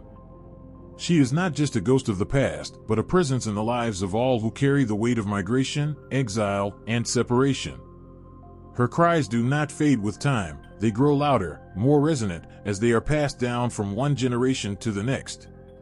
In this way, La Llorona becomes more than just a ghost, she is a bridge between worlds, a symbol of how grief, love, and loss shape the very essence of who we are, no matter where we find ourselves. There's a heavy silence in the room, and the shadows stretch across the walls like long fingers, creeping into the corners of your heart. It's the quiet before the storm, when the air feels thick with something unspeakable. Then, suddenly, the cry cuts through the stillness, a sharp, aching wail that claws at your chest. It's a sound that speaks of something universal, something so deeply human that it echoes through the ages, across cultures, and beyond borders. This cry is not just the voice of a woman, not just a ghostly lament of La Llorona. It's the sound of love lost, of betrayal, of vengeance burning so fiercely that it refuses to fade. It's a cry that transcends the specifics of her story and taps into something that anyone, anywhere, can understand. In the deepest corners of the human soul, there are emotions so raw, so powerful, that they don't belong to any one person, any one culture. They belong to all of us. In every culture, there are stories of love that turns to loss, of relationships fractured by betrayal, and of the terrifying power of revenge. These themes are as old as time itself, yet they remain as relevant today as they ever were. The myth of La Llorona, tragic and haunting as it is not unique in the emotions it explores. All around the world, people have created stories of heartbreak, of promises broken, and of souls destroyed by the consequences of their own actions. In one version of the tale, La Llorona's grief is so overwhelming that it consumes her, turning her into a creature of vengeance, seeking to destroy the thing that she lost. The betrayal she feels is so deep that she cannot let it go, and her rage is so intense that it haunts the living long after she is gone. It's a universal theme, how betrayal can warp a person's soul, how a broken heart can twist into something dark and unrecognizable. The pain of loss, when it's felt so strongly, can turn even the purest love into something dangerous, something that no longer seeks peace, but only destruction. And this is where the story shifts, where La Llorona's cry becomes more than just a warning about lost children and broken families. It becomes the cry of anyone who has been hurt, who has been wronged, who has felt the sting of abandonment. It's a story that speaks to anyone who has ever loved too deeply, too blindly, only to have that love turned into something unrecognizable. How many of us, at some point in our lives, have known the sharp pain of betrayal? How many of us have cried out, wondering why the world has been so cruel? How many have longed for something, someone, that we can never have again? The themes of love and loss are not confined to the shores of Mexico, not even to Latin America. They stretch far and wide, across oceans, across continents. In the Celtic legends of the Banshee, there is a similar figure, a woman who cries for those who are about to die. Her wails are a warning, but they are also an expression of grief and sorrow for lives lost. In the West African myth of the Wailing Woman, the spirit of a mother who lost her children is said to cry in the night, echoing through the land, a sound that stirs a deep sorrow in the hearts of all who hear it. And in the folklore of Europe, there are stories of women scorned by love, their souls driven to madness by the pain of betrayal.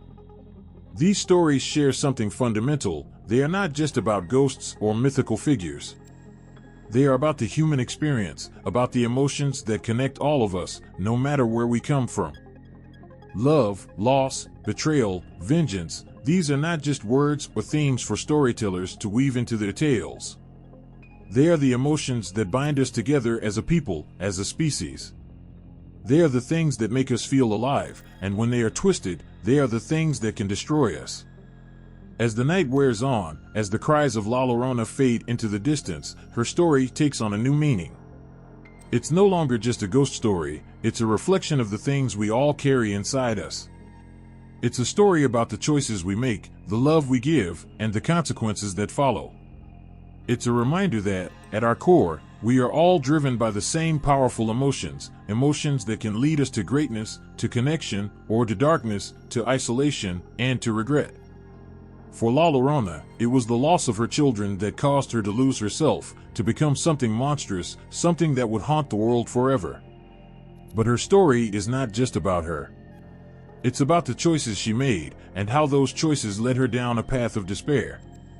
It's a reflection of how love, when betrayed, can become something unrecognizable, something that seeks revenge, that seeks to punish.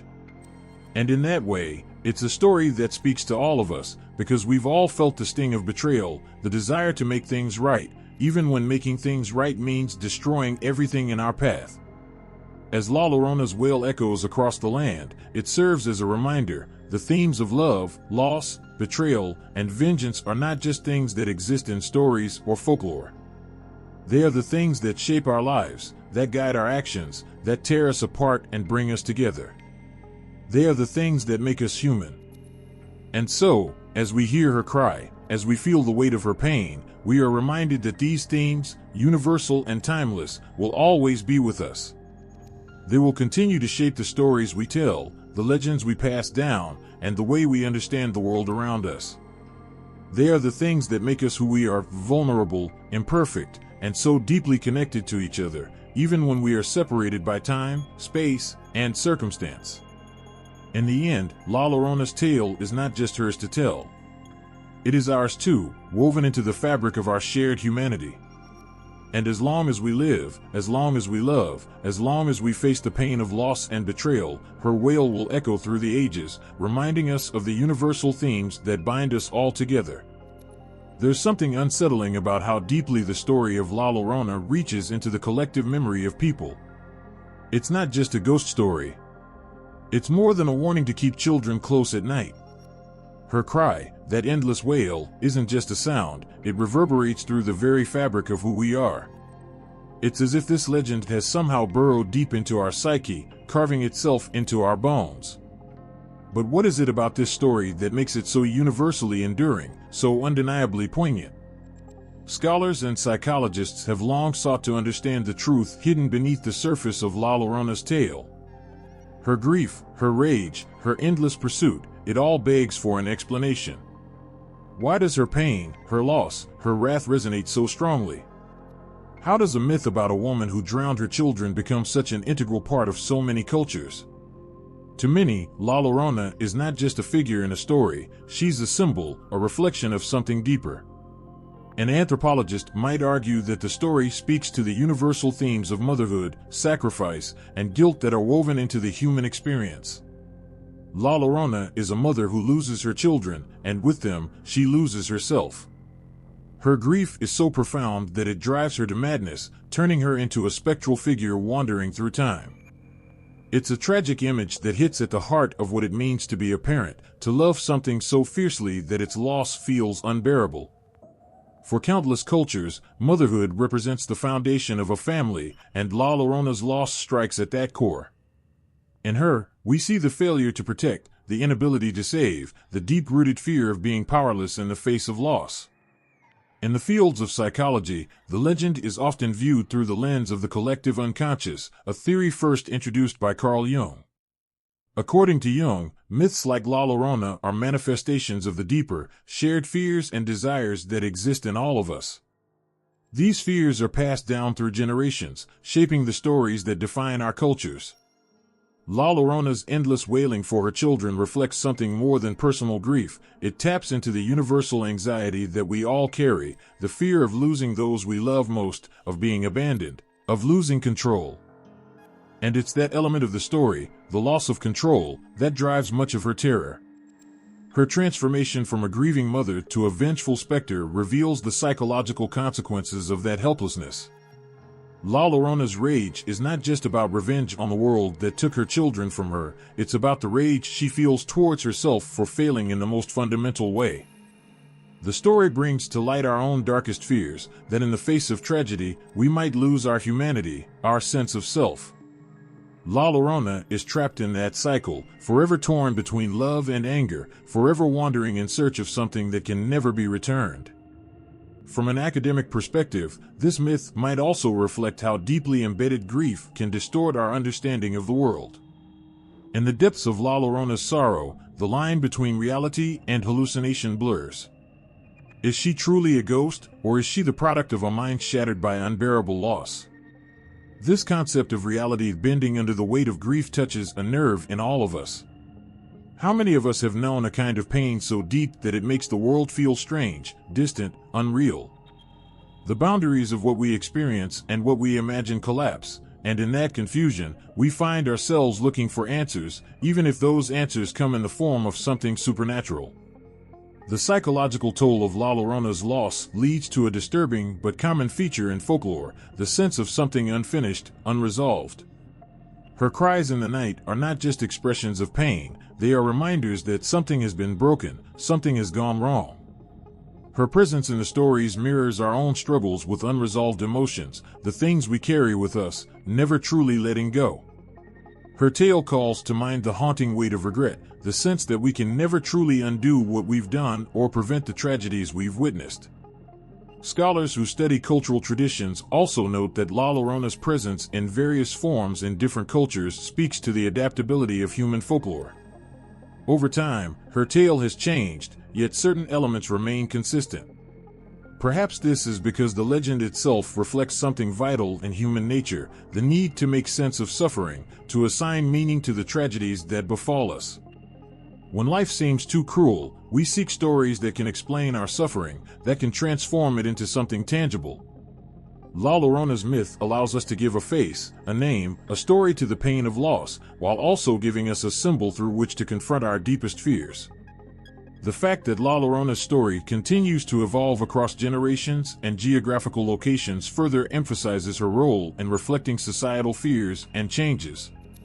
In a world that is constantly shifting, especially in communities torn by migration, urbanization, or social upheaval, her legend morphs.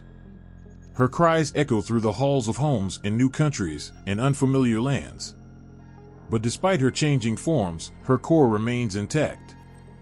She's still the mother who suffers, the woman driven by pain, the figure who speaks to the parts of ourselves we often wish to ignore. La Llorona is not just a figure who haunts the living, she is the living manifestation of unresolved trauma, of deep-rooted grief, of the things that never quite heal. And perhaps that is the most chilling aspect of her story, the way it presses into the very core of what it means to be human. Her pain is our pain.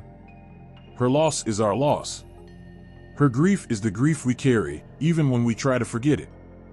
The lesson, it seems, is that no matter how far we run from our pain, no matter how much time passes, it is always there, lingering in the shadows, waiting to be acknowledged.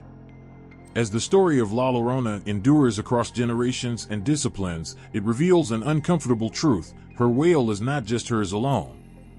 It is the collective cry of humanity. It is a reminder that, no matter where we are, no matter who we are, the deepest pains of life are shared among us all. We cannot escape them, no matter how far we go. The night was thick with silence, save for the sound of wind rustling through the trees. But then, there it was. A faint cry, almost like the distant wail of a child. It carried through the night air, chilling the bones of anyone who dared to listen. And for those who had heard it before, they knew the name that accompanied the cry: La Llorona. The woman in white who wept for her lost children, forever wandering, forever searching. But how do you explain something that feels so real, so palpable, yet slips through the cracks of reason like water through your fingers? Some say it's just a story, a myth passed down through generations to scare children, a tale to remind them of the consequences of disobedience. Others, however, swear that they've heard the wailing in the dead of night, felt the cold chill creep up their spine as the faintest echo of her sorrow drifted through the air. They speak of encounters that leave them shaken, unable to explain the inexplicable. But then, there are the skeptics, those who laugh and shake their heads at such tales, convinced that the sounds are nothing more than the wind or some other easily explained phenomenon. Perhaps it's the wind, some say, blowing through the trees in just the right way to make a sound that resembles a cry. It's not hard to see how a clever gust could trick the ears, especially in the dead of night when the mind is already on edge. The stillness of the air can make any noise seem magnified, each rustle of a branch or flutter of a leaf turning into something ominous. The skeptics would argue that the human mind, especially when it's alone in the dark, is prone to hearing things that aren't really there, or misinterpreting familiar sounds as something more sinister. A branch creaking could easily become the ghostly wail of a mother mourning her children. And for those who want to believe, that's all they need to hear, a rational explanation to quiet their nerves. But then there are the stories that cannot be so easily explained away. The ones from people who have seen her, La Llorona, standing by a riverbank, her long white gown glowing faintly under the moonlight. Or the ones who've heard her cry, felt an icy hand brush against their cheek, and turned around to find no one there. These are not the stories of the wind. These are the stories that make you question the boundaries between the real and the supernatural, that make you wonder if there might be something more to the tale than just folklore. The believers in La Llorona's legend will argue that what they've experienced is far beyond coincidence. They claim that her sorrow is not just a whisper in the wind, but a presence, a force that cannot be explained by science or reason. They speak of the coldness that settles in the air, the way the hair on the back of their neck stands up when she is near, the bone-deep chill that accompanies her cry. To them, La Llorona is not a story. She is real. She walks the earth, bound by her grief, searching for something she cannot find, and they've felt the weight of her sorrow in ways that are impossible to dismiss. There is something unsettling in the way her presence seems to linger, even in places where there's no logical explanation for it. A cry in the distance when you're alone in the woods. The unmistakable sound of someone calling out in despair, only to turn and find no one there. For those who believe, the rational explanations seem flimsy at best. They see La Llorona not as a ghostly figure born of myth, but as a spirit trapped in a world of endless mourning, forever repeating her story of loss. They don't just hear the cry, they feel it, deep within themselves, a reminder of the emptiness that comes from something that cannot be undone. And then there are the skeptics, always searching for a logical explanation, always looking for the rational, the scientific reason behind the strange occurrences. They point to the history of legends like La Llorona and explain how they're born from societal fears, from the anxieties of a culture grappling with its own trauma. They'll tell you that these tales are nothing more than stories to cope with loss, to make sense of the unexplainable. They'll say that La Llorona's wail is a metaphor for grief, an outward manifestation of an inward suffering that many people can relate to. They'll tell you that ghosts don't walk the earth, that they are mere projections of our minds, reflections of our deepest fears. But what about the stories that defy explanation? The ones from people who weren't looking for a ghost but encountered one anyway? What do you do with the countless testimonies from people who say they've heard her, felt her, even seen her standing by the water's edge, her face hidden by the darkness but her presence unmistakable? How do you rationalize that, when even the most hardened skeptic feels a shiver run down their spine at the thought? The line between believer and skeptic has never been so thin. There's a haunting beauty in the way La Llorona's legend persists, even in the face of doubt. Her story evolves with each telling, yet it never loses the core of its truth, whether that truth is a cultural memory, a collective fear, or something far more tangible. In the quietest hours of the night, when the wind howls and the darkness presses in, it's easy to lose yourself in the possibility that she might be out there, just beyond the edge of the light, searching for her children. And even the skeptics, the ones who argue it's all just superstition, can't quite shake the feeling that maybe, just maybe, there's something more to the story than meets the eye. The stories of La Llorona blur the lines between fact and fiction, between belief and doubt. In the end, it's not just about whether she exists or not, it's about how deeply her story resonates within us all. Whether we hear her cry in the night or dismiss it as a trick of the wind, the legend of La Llorona reminds us that some things are simply beyond our understanding. And that, in itself, is enough to keep the story alive, to keep the wail echoing through the dark, forever unanswered. The wind howls through the night, rattling windows and bending trees. A quiet rustling outside your door makes your heart race. You hold your breath, feeling the chill crawl across your skin. Then, there it is, the unmistakable sound of a cry, sharp and haunting, drifting from the distance. You know that sound. You've heard it in stories, passed down through generations, echoed in every corner of your childhood nightmares. It is the sound of La Llorona, the weeping woman searching for her children, forever lost in grief. But why does it still affect you, even if you know the story isn't real? Why does your body react so strongly to a legend, one that, for all its mystery and terror, exists only in the realm of the imagined? It's the brain. The mind that processes everything, turning a story into a visceral experience. When we hear a ghost story like La Llorona's, it isn't just the words that strike us, it's our brains and bodies reacting as if the danger is real. The ancient, primal parts of our minds trigger a fight-or-flight response. Our heart rate spikes, muscles tense, and our senses heighten, all in preparation for a threat that we can't quite see but know is there. We're not just hearing a tale, we're living it. That's the power of fear. Ghost stories, especially the ones that endure like La Llorona, hold a certain grip on us.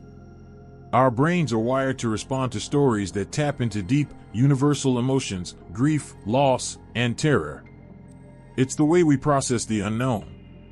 It's why we feel a chill even if we know a story is just that, a story. The fear isn't just in the supernatural elements of La Llorona, it's in the rawness of her pain, the hopelessness that radiates from her legend. Our minds interpret it as something that could happen to us, even if we don't believe in ghosts. The science behind this emotional reaction is rooted in survival. Early humans needed to stay alert for danger, whether from wild animals, other tribes, or natural disasters. That's why our brains are so sensitive to certain stimuli. A strange noise in the night? It could be a predator. A shadow moving in the corner of our vision? It could be a sign of danger. The stories of La Llorona, and others like her, keep those survival instincts alive. They make us feel as though something unseen, something dangerous, is lurking just beyond our understanding. But it's not just the brain's primal response that makes us feel her presence. It's also the way the story taps into something collective. At the heart of La Llorona's story is loss, a loss that's both personal and universal. We've all experienced some form of loss, whether it's the death of a loved one, the separation from someone we care about, or the simple, inevitable passing of time. This universal emotion, deeply embedded in our collective consciousness, is what makes the story of La Llorona resonate across generations and cultures. Her pain becomes ours. Her sorrow echoes in the hearts of anyone who has ever lost someone, anyone who has ever felt the overwhelming, suffocating weight of grief. And the mind doesn't just stop at fear. It digs deeper, reaching into the darker corners of our psyche. The legend of La Llorona isn't just about a woman lost in the woods. It's about the fear of what might happen if we're not careful, if we don't protect those we love. It's a story about guilt, about the consequences of our actions, even the ones we didn't mean to cause. In many versions of the story, La Llorona's children are not just taken, they are drowned by her own hands. The weight of that act, the loss she feels, is an emotional burden that's too much for her to bear. It's a reminder of what could happen when emotions spiral out of control, when grief overtakes reason. Our brains are drawn to these dark corners of the mind, where the unknown and the unexplainable live. We're not just afraid of La Llorona because she might appear in the night. We're afraid of what she represents. She embodies the deepest, most terrifying aspects of human nature, the consequences of unchecked emotion, the pain of loss, the isolation that grief can create. The story doesn't just make us afraid of the supernatural. It makes us confront our own fears, our own vulnerabilities. It brings our greatest anxieties to the surface, forcing us to reckon with the things we'd rather keep buried. Then there's the neurological aspect, the way fear triggers a flood of chemicals in the brain. When we hear La Llorona's cry, the brain releases adrenaline, preparing our bodies for a fight-or-flight response. Our pupils dilate, our muscles tense, and our breathing becomes shallow, as if we were facing a real threat. This physical reaction happens in mere moments, long before our conscious mind can process what's going on. And even after the danger passes, that heightened state doesn't immediately fade. The feeling lingers, a reminder that something in the environment has triggered a primal response. It's why ghost stories linger long after the telling, why the feeling of terror seems to stick with us, even when we know it's just a story. In the case of La Llorona, the fear isn't just emotional or physical. It's psychological. It's the way the mind creates connections between the legend and our own lives. We might not see a ghostly figure wandering the streets, but we understand her pain. We understand the terror of losing something precious. That's why La Llorona's story doesn't need to be a ghost story at all. It's a story of love gone wrong, of grief so overwhelming that it takes on a life of its own. The ghost is just a manifestation of that pain, a reminder that the things we fear most are often the ones we carry within ourselves. Every time we hear her wail, every time we feel the chill run up our spine, we're tapping into something far deeper than just a legend. It's a reflection of the fear and pain that exist within all of us. It's a reminder that we're never truly free from the weight of our emotions, that the things we fear most have a way of haunting us, just as La Llorona haunts those who hear her cry. The science of fear explains why we react the way we do to ghost stories. But the true power of La Llorona's legend lies not in the fear itself, but in the emotions that it evokes, the grief, the guilt, the overwhelming sense of loss. Those emotions are universal. And perhaps that's why, no matter how many years go by, no matter how many explanations we seek, La Llorona's cry will always carry with it a chilling reminder of what it means to be human. A woman stands in the middle of a dark street, her silhouette barely visible under the dim glow of a distant street lamp. The air is thick with a tension that pulls at the skin. You hear the soft echo of footsteps on the pavement, yet when you turn, there is no one there. But there's something. A chill crawls up your spine. The hairs on your neck stand at attention. The feeling of being watched washes over you. And then, out of nowhere, a cry. A wail so haunting, so sorrowful, that it sends a shiver through your very soul. Is it real? Or is it your mind playing tricks on you? The answer is not as simple as you might think. The truth is, there are moments in life when the line between the supernatural and our own minds blurs so seamlessly that we don't know where one ends and the other begins. Was it La Llorona's wail you just heard, or was it something else, something rooted deeply in the way your mind has been conditioned, shaped by the stories and beliefs that surround you? Every culture carries its ghosts, its myths, its legends. In the heart of Mexican folklore, La Llorona stands as a shadow, a story told around campfires, passed from generation to generation. Her wail becomes a sound that echoes through the very air, calling on us to listen, to fear, to feel. But why? Why does a story like La Llorona's grip us so tightly? Why does it make the hair on the back of our necks rise, even when we know it's just a tale? The answer lies in the delicate balance between belief and perception. From the moment we are born, we are shaped by the world around us, the people, the culture, the environment.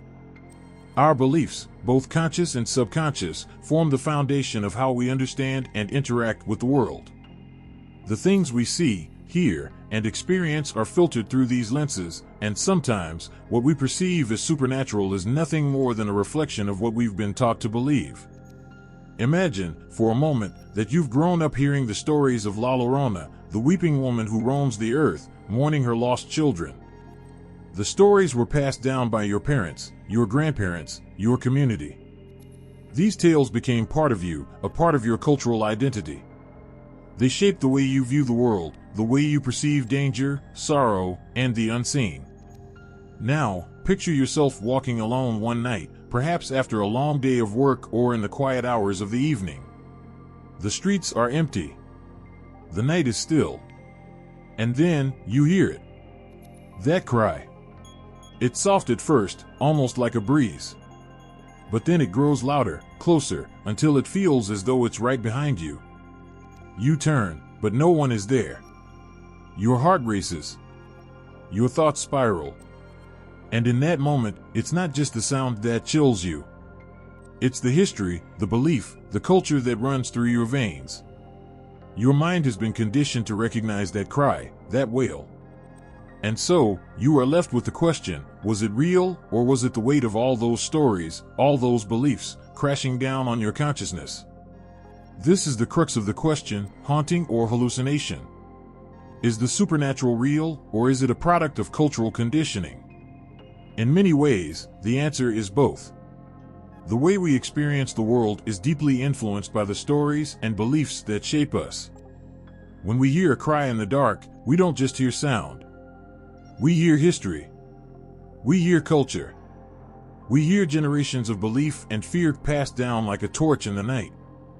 There's a psychological term called confirmation bias, which explains how our brains look for patterns to confirm what we already believe. If you've been raised with the stories of La Llorona, your mind is primed to interpret strange noises, eerie feelings, and mysterious sights through the lens of that story. That shadow in the distance becomes La Llorona. The sudden chill in the air is her presence. The rational mind may try to find a logical explanation, perhaps the wind or a trick of the light, but the mind, steeped in cultural lore, sees only what it's been taught to see. The supernatural is real, at least in that moment, because that's how your mind perceives it. But there's more at play here than just belief. It's the psychological and neurological processes that govern how we interpret the world. Our brains are wired to create meaning from experience, even if that meaning isn't always grounded in reality. When we're faced with something we don't understand, something that triggers fear or confusion, our brains latch onto explanations that fit into the framework we already know. That's why ghost stories, like La Llorona's, endure. They provide a narrative, a story that allows us to make sense of the unexplainable. We find meaning in the unknown because our brains are hardwired to do so. And when that meaning aligns with cultural beliefs, the experience becomes even more powerful. This isn't limited to La Llorona, of course. Every culture has its own ghosts, its own myths. The wail of La Llorona mirrors the cries of other lost souls in folklore, be it the banshee in Irish culture or the restless spirits that haunt the streets of other ancient towns across the world. These stories share a common thread, a deep emotional resonance, a cry that speaks to universal human fears. They speak of love lost, of pain that never fades, of the consequences of actions that can't be undone. And because these themes are so deeply embedded in our psyche, they are carried with us, even when we move far away from the places they originated. The haunting doesn't always happen in the physical world. Sometimes, it's in our minds, playing out the scenes we've been told again and again. The cries of La Llorona become a mirror for our own fears, our own grief, our own sense of loss. And even though we might try to explain it away, there's a part of us that feels it, knows it, believes it. Is it a hallucination? Or is it something deeper, something more profound? The truth is, perhaps it's both. Cultural conditioning shapes how we experience the world, and in that process, the line between reality and imagination blurs. The stories that have been passed down through generations don't just live in the past. They are alive within us, guiding the way we see the world and the way we interpret the strange, the eerie, and the unknown. As you stand in the dark, listening to the wind, hearing the distant cry, remember this: it's not just the wail of La Llorona that haunts you, it's the stories you've been told, the beliefs that have shaped your understanding of the world, and the way your mind processes fear. The line between haunting and hallucination may be thinner than we think. A fire crackled in the middle of a small courtyard, its embers casting faint, fleeting shadows against the cracked walls. The voices of the gathered family wove together in hushed tones, each one sharing fragments of a tale that felt older than the stars above them. At the center sat a grandmother, her face lined with years and wisdom, her eyes gleaming as if they held secrets she wasn't quite ready to share. "She came to me once," she said softly, her voice barely louder than the popping wood. Every head turned, breath caught in anticipation. It was a night like this. Quiet. Still. And then I heard it, her cry. The words hung heavy in the air, pulling everyone closer to the warmth of the fire as if its light could ward off what the shadows threatened to reveal. This wasn't just a story. This was lived. Felt. Feared. For those who grew up with the legend of La Llorona, her presence was more than a tale, it was a warning, a ghostly specter who lurked at the edges of memory and belief. From the rural hillsides of Mexico to the bustling neighborhoods of Los Angeles, her cry echoed, taking on new forms, but never losing its grip on the hearts of those who carried her story. A man in his 40s leaned forward, his face lit only by the flickering flames. "When I was a boy," he began, "my cousins dared me to walk down to the river at night. They said I wouldn't last 10 minutes there alone. I laughed it off, what boy wouldn't? But the moment I stepped away from the house, the night seemed to change. The air grew heavy. I couldn't hear the crickets anymore. And then, I heard it, a sound that froze my blood. It wasn't human. It wasn't animal. It was her." He paused, his hands trembling slightly as they gripped his knees. I ran. I ran so fast I didn't care if I tripped or fell. And even now, I can still hear that sound in my dreams. My cousins thought it was a joke. They laughed when I told them. But I know what I heard. For many, these encounters were not just brushes with fear, but with something deeply personal. A young woman in her 20s shared her story, her voice quivering with both sadness and conviction. "My mother used to tell me that La Llorona cried for children who didn't listen. She'd use it to scare me into behaving. But as I got older, I started to think, maybe she wasn't crying for bad kids. Maybe she was crying for herself, for the mistakes she made, for the things she couldn't undo. And sometimes, when I've been alone and overwhelmed, I've felt like her, crying into the night, wishing for something to come back that never could." Her words struck a chord, resonating in the silence that followed. La Llorona wasn't just a ghostly figure. For some, she was a mirror, a reflection of grief, of regret, of the universal ache that ties humanity together. An elderly man spoke next, his voice steady but tinged with the weight of memory. When I was a child, my abuela told me that La Llorona was real, that she roamed the canals near our home. But she also said something else. She said that every family has their own version of her. Sometimes she's not a woman at all, but the weight of something left undone, something we carry but can't put into words. The fire crackled again, as if it too carried the weight of his words. I didn't understand what she meant back then. But now, after losing my own son, his voice broke, and he looked away, swallowing hard. Now I know. Sometimes, La Llorona is just the name we give to our own sorrow. As the stories unfolded, one thing became clear: La Llorona was not a single entity, not one definitive being.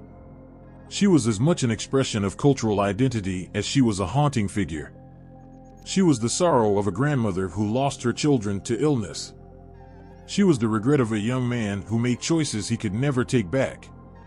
She was the quiet fear in the hearts of children who lay awake at night, hearing the creaks of an old house and wondering if they'd left the door unlocked. But she was also something else, something shared. Her wail became a language, a way to express the inexpressible, to give shape to feelings too complex for words. And for those who grew up with her story, she was a reminder that grief and fear, while deeply personal, were also universal. A young man who had immigrated to the United States as a child spoke last, his voice carrying the weight of two worlds. When my family moved here, I thought we'd left her behind. But one night, I heard my mother crying in her room. She was mourning the life we'd left, the family we couldn't see anymore. And for a moment, I thought, maybe La Llorona followed us. Not as a ghost, but as a feeling. A part of us. His words settled over the group like a blanket of understanding. For many in the diaspora, La Llorona wasn't just a legend from the homeland. She was a thread that connected them to their roots, a reminder of where they came from and what they carried with them. Her story, her cry, became a way to bridge the gap between the past and the present, between the land they left and the land they now called home. As the fire burned lower, the stories slowed, each one leaving an indelible mark on the listeners. There was no need for grand explanations, no attempt to define what was real and what was imagined. For those who grew up with the legend, La Llorona wasn't just a tale to be told. She was a presence, a voice, a memory that lived within them. And as the embers dimmed, her cry lingered, not just in the air but in their hearts, a sound that would never truly fade. The moon hung heavy in the sky, casting silver streaks across a landscape that seemed to hold its breath. Somewhere in the distance, the soft rustle of leaves carried a sound that could have been the wind, or something else. In moments like these, when the world feels too quiet, La Llorona feels closer, her cry lingering on the edge of what is heard and what is imagined. For centuries, her story has refused to settle, slipping through the cracks of reason and lingering in the shadows of belief. She is there in the ripple of water on an otherwise still night, and the chill that raises the hair on your arms without warning. The questions are endless, but the answers remain elusive. Who was she? Was she ever real? Or is she something much more unsettling, a reflection of everything we fear but can't explain? Every version of her tale leaves just enough room for doubt, a tantalizing gap where imagination takes root. Some say she was a grieving mother, her sorrow transforming her into the ghost that wanders rivers and lakes, searching for what she lost. Others whisper that she is older than time itself, a spirit born of collective fears, feeding on humanity's need for stories that echo our deepest emotions. A young woman once claimed she saw her near a bridge at dusk, her flowing white dress glowing faintly in the dim light. She could swear she saw tears streaming down the woman's face before she vanished. But when she went back the next day, there was nothing there, no footprints, no sign that anyone had stood there at all. Was it a hallucination? A trick of the light? Or was it her? A fisherman, hardened by years of labor and not one to scare easily, told his family he heard her voice while mending his nets by the river. He didn't see her, but her wail pierced the night, pulling at something deep within him, as though it wasn't just a sound but a feeling, an overwhelming sadness that brought him to his knees. He never returned to that riverbank. Perhaps it's the contradictions that make her so enduring. She is tangible and intangible, local and universal, rooted in a specific tale yet free to take on new forms. In one version, she is a victim, wronged and betrayed, her vengeance born of heartbreak. In another, she is the villain, her actions monstrous, her punishment just. And in every version, she is an enigma, a figure that defies clarity even as she demands understanding. What is it about her that refuses to fade? Maybe it's the way her story taps into something primal, something that feels like it has always been with us. She embodies the mystery of what lies just beyond the campfire's glow, the fear of what waits beneath still waters, the ache of love lost, and the desperation of actions we can't undo. Even in the age of science and technology, where mysteries are dissected and cataloged, La Llorona resists. Psychologists may point to her as a product of shared trauma, a manifestation of grief or guilt passed down through generations. Anthropologists might suggest she is a cultural artifact, her legend shaped by historical events and social dynamics. Paranormal enthusiasts will swear she is real, her presence felt by those brave, or foolish, enough to seek her out. But none of these explanations feel complete. They brush against the edges of her story, offering pieces of a puzzle that never fully fits together. She remains just out of reach, her cry echoing not just through rivers and valleys, but through our minds, our hearts. Perhaps that's why she endures. She is the question we can't stop asking, the figure we can't stop searching for even when we know we'll never find her. She is the ghost that refuses to be captured, not by cameras, not by logic, not by the neat boxes we try to place her in. And so, the mystery remains, an open wound, a haunting melody, a story whispered by firelight that ends not with an answer but with silence, leaving us staring into the dark, wondering what's out there, and what it means that we keep looking. The first time you hear her cry, it isn't a scream. It's a whisper, low and mournful, like the rustle of leaves in the wind. It carries with it the weight of centuries, the ache of something lost but never forgotten. You don't know what draws you in: curiosity, fear, or perhaps something deeper, something you don't want to name. And then, like the flicker of a candle flame, an idea takes hold. What if it were my voice telling her story? Writing La Llorona is not about finding her, it's about letting her find you. Her tale is never static, it shifts, a river carving its way through time and memory. Her face changes depending on who is watching, her cries echo differently in each listener's heart. As you sit with the idea of her, you feel the first tug. What if she wasn't who they said she was? What if her story began somewhere else? The page before you feels alive, trembling with possibilities. Who is she to you? A woman betrayed by love, driven to the edge by grief? Or is she something darker, more primal, a force of nature cloaked in human tragedy? Perhaps she is neither of these. Perhaps she is a girl, not yet a ghost, standing at the edge of a river, staring into its depths with eyes that know too much. You begin to write, and the words feel heavy, as though they are not your own. The sound of her wail fills your thoughts. Is it sorrow? Rage? Or both, tangled so tightly together that they cannot be undone? You imagine her hands, pale and trembling, reaching out not to take but to hold. The weight of her choices presses against you, and you feel the pull to make her story your own. What if you gave her a voice, not as a ghost, but as a woman? A woman who speaks of the things no one else will, of loneliness so vast it swallows whole, of love that burns too brightly, leaving only ash. You see her now, standing in a place that feels both familiar and strange, her story unfolding like a thread unwinding. Or perhaps you take her elsewhere. You sit her under a neon-lit sky, her white dress now a shroud of city smog, her wail lost amid the hum of engines and the buzz of streetlights. In this retelling, her rivers are paved over, her cries drowned out by the cacophony of a world that has forgotten how to listen. But still, she walks. Still, she waits. You wonder, what if La Llorona isn't a ghost at all? What if she is every woman who has ever been silenced, her cries not just her own but a collective scream? In your retelling, she becomes an echo of the unheard, her steps relentless, her search unending. The characters around her begin to emerge, shadowy figures who step into the light of your imagination.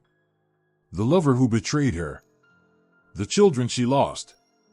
But are they what they seem?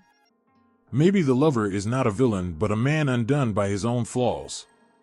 Maybe the children are not victims but voices, calling her back to herself. The beauty of crafting her story is in the choices. Each one pulls you deeper, revealing layers of a myth that is never just one thing. Will you paint her as a monster, her face a mask of despair, her hands cold as death? Or will you see the humanity beneath, the heart still beating beneath the ghostly veil? The act of writing becomes a haunting in itself. The more you create, the more she lingers. She whispers questions you don't want to answer. What would you have done? How far would you go for love? For vengeance? For redemption? And then, just as the story begins to take shape, it shifts. You realize that La Llorona is no longer just a character, she is a reflection. Her cry becomes your own, her choices a mirror to the ones you fear to make. She is a mother, a lover, a ghost, but she is also you. Your hands tremble as you write the final scene, her silhouette fading into the mist. You feel the weight of her presence, not as an ending but as a beginning. The page is filled, but her story is not over. It never is. And just as her cry lingers in the air long after the sound fades, her spirit lingers in your thoughts, leaving you with a question that refuses to be answered. Her cry cuts through the night like the blade of a knife, sharp and unrelenting. It is not a sound you hear with your ears, but one that finds you in the hollow places of your soul. The first time you hear it, you freeze. It doesn't matter if you are standing by a riverbank, lying awake in the dark, or walking home beneath a canopy of stars. You stop because you know, instinctively, that her cry is not just hers, it is yours too.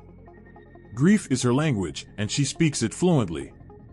It is not soft or gentle, it does not ask for permission.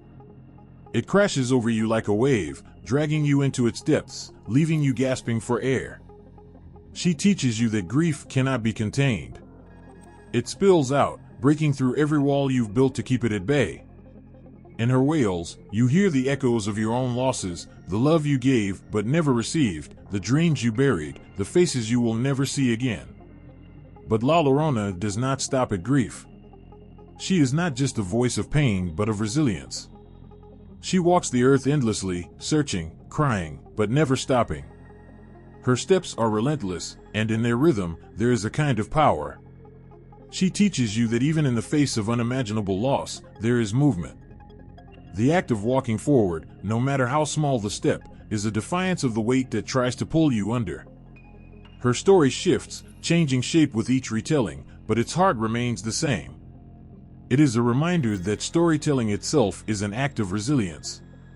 To tell a story, especially one born from pain, is to take control of it. It is to say, "This is mine. I will shape it. I will decide what it means." And so, her tale is retold, not just by storytellers around a fire or filmmakers behind a lens, but by you, in the quiet moments when you reflect on the shadows of your own life. There is a lesson in her endless search. To grieve is to search, not just for what was lost, but for meaning, for closure, for the pieces of yourself that feel scattered in the aftermath. Her cry may seem like a sound of despair, but listen closely, and you will hear something else, a question. What will you do with your pain? Will it consume you, or will it transform you? In her wail, there is also anger. She does not grieve quietly, she rages. She rages against betrayal, against loss, against a world that took too much from her. Her fury is raw and unfiltered, and it burns like fire. But it is this fire that illuminates her resilience. She shows you that it is okay to be angry, that there is power in rage if it is not left to destroy but used to ignite. La Llorona's story is not just hers, it is a reflection of every human who has ever felt the sting of loss. She is not one ghost, but a chorus of voices, each one telling a story of grief and survival. And in that chorus, there is connection. She teaches you that grief is not a solitary burden but a thread that ties you to others. To share her story is to say, you are not alone. I have walked through the dark too. And then there is the water. The river, the source of her sorrow, is also her mirror. It reflects not only her pain but her humanity. Water is life, but it is also memory. It carries her story forward, flowing into new places, touching new lives. Like the river, her story teaches you that pain does not remain stagnant. It moves, changes, and shapes the landscape it touches. And like the river, you too can carve new paths, even in the hardest stone. Her lessons are not wrapped in neat packages. They are messy, raw, and painful. But they are also necessary. She teaches you that grief is not an ending but a transformation. It is not something to be erased, but something to be carried, shaped, and understood. In her endless cry, you find the courage to face your own shadows, to name them, and to walk with them. Her story does not let you look away. It demands that you sit with your pain, with your anger, with your questions. But it also reminds you that you are not defined by these things. Like her, you are more than your sorrow. You are the steps you take, the stories you tell, the rivers you create. And even in the darkest nights, there is the possibility of light, a flicker, a spark, the faintest glow. And as her voice fades into the distance, it does not leave silence. It leaves a hum, a vibration that lingers in your chest, reminding you that her story is not over. It never will be. And maybe, just maybe, that is the point. The night air is thick with an electric stillness, as if the world itself is holding its breath. Somewhere, a whisper moves, a sound not heard but felt, a sensation brushing past like the faintest wind against your skin. Her voice begins, low and trembling, building into a lament that chills the marrow of your bones. But this voice is different. It is still hers, La Llorona's cry, but it has changed. It carries the weight of new fears, new losses, and new questions that haunt the edges of our modern lives. She is not by the river now. The water that once cradled her grief has been replaced by cracked pavement, neon lights, and the hum of a city that never truly sleeps. But her story is not lost in this concrete jungle, it finds new roots here. Her cry echoes through empty subway tunnels and alleyways, reverberating in places where the light struggles to reach. It is a sound that reflects the isolation of crowded cities, the loneliness that swells even in the presence of a million strangers. In this new world, she carries more than the weight of her children's loss. Her arms are full of the burdens of those left behind, children separated from their parents at borders, lives swallowed by addiction, voices silenced by oppression. Her story bends and stretches, absorbing the fears and tragedies of the time, yet never losing its essence. She is still searching, still crying, but now her search takes her to the heart of humanity's modern anxieties. Her veil may now be a screen, pixels flickering in darkened rooms as her story is retold in viral videos and shared posts. Her face might be seen in the distorted reflections of smartphone screens, her voice carried through digital whispers. But this does not diminish her, it amplifies her reach, her resonance. She is no longer confined to a single riverbank or a single culture. She flows through fiber optic cables and satellite signals, crossing oceans in seconds, haunting those who have never heard her name before. And yet, she remains deeply personal. In the quiet corners of our minds, we each recreate her anew, shaping her to reflect the fears we dare not speak aloud. To some, she is the embodiment of environmental destruction, her tears a warning of rivers poisoned and forests silenced. To others, she is a specter of justice, wailing for those whose voices have been erased by violence and prejudice. Her story is a mirror, and what we see in her eyes depends on what we carry in our hearts. But with every retelling, she also offers something else, a question. If La Llorona could evolve to carry the weight of modern fears, what will she become in the future? Will she wail for the losses brought by artificial intelligence, for the humanity sacrificed in the name of progress? Will her cry echo in virtual spaces, haunting the digital halls where our lives increasingly unfold? Or will she transform into something unrecognizable, shaped by fears and hopes we cannot yet imagine? Even as her story transforms, one thing remains constant: she does not let us look away. Her cry forces us to confront what we would rather ignore, the consequences of our actions, the weight of our choices, and the fragility of the world we inhabit. She teaches us that legends are not static. They grow with us, reflecting not only who we are, but who we might become. And as the faintest light of dawn breaks over the horizon, her voice lingers in the air. It is not an ending, but a beginning, a call to carry her story forward, reshaping it for the next generation. The river may dry, the city may crumble, but her wail will endure, finding new ways to be heard, new hearts to haunt, and new lives to touch. The night is impossibly quiet, yet alive with whispers that creep through the stillness. Somewhere distant, water laps against unseen shores, its soft rhythm carrying an unspoken truth. The air is heavy, weighted with something unseen but deeply felt, as if the world itself is holding its breath, waiting for her. Then, it comes, a sound so piercing it cleaves the silence. Her cry, raw and unyielding, splits through the night like a blade. It isn't just a wail. It's a question, a demand, a lament that holds the weight of every story ever told and every silence ever endured.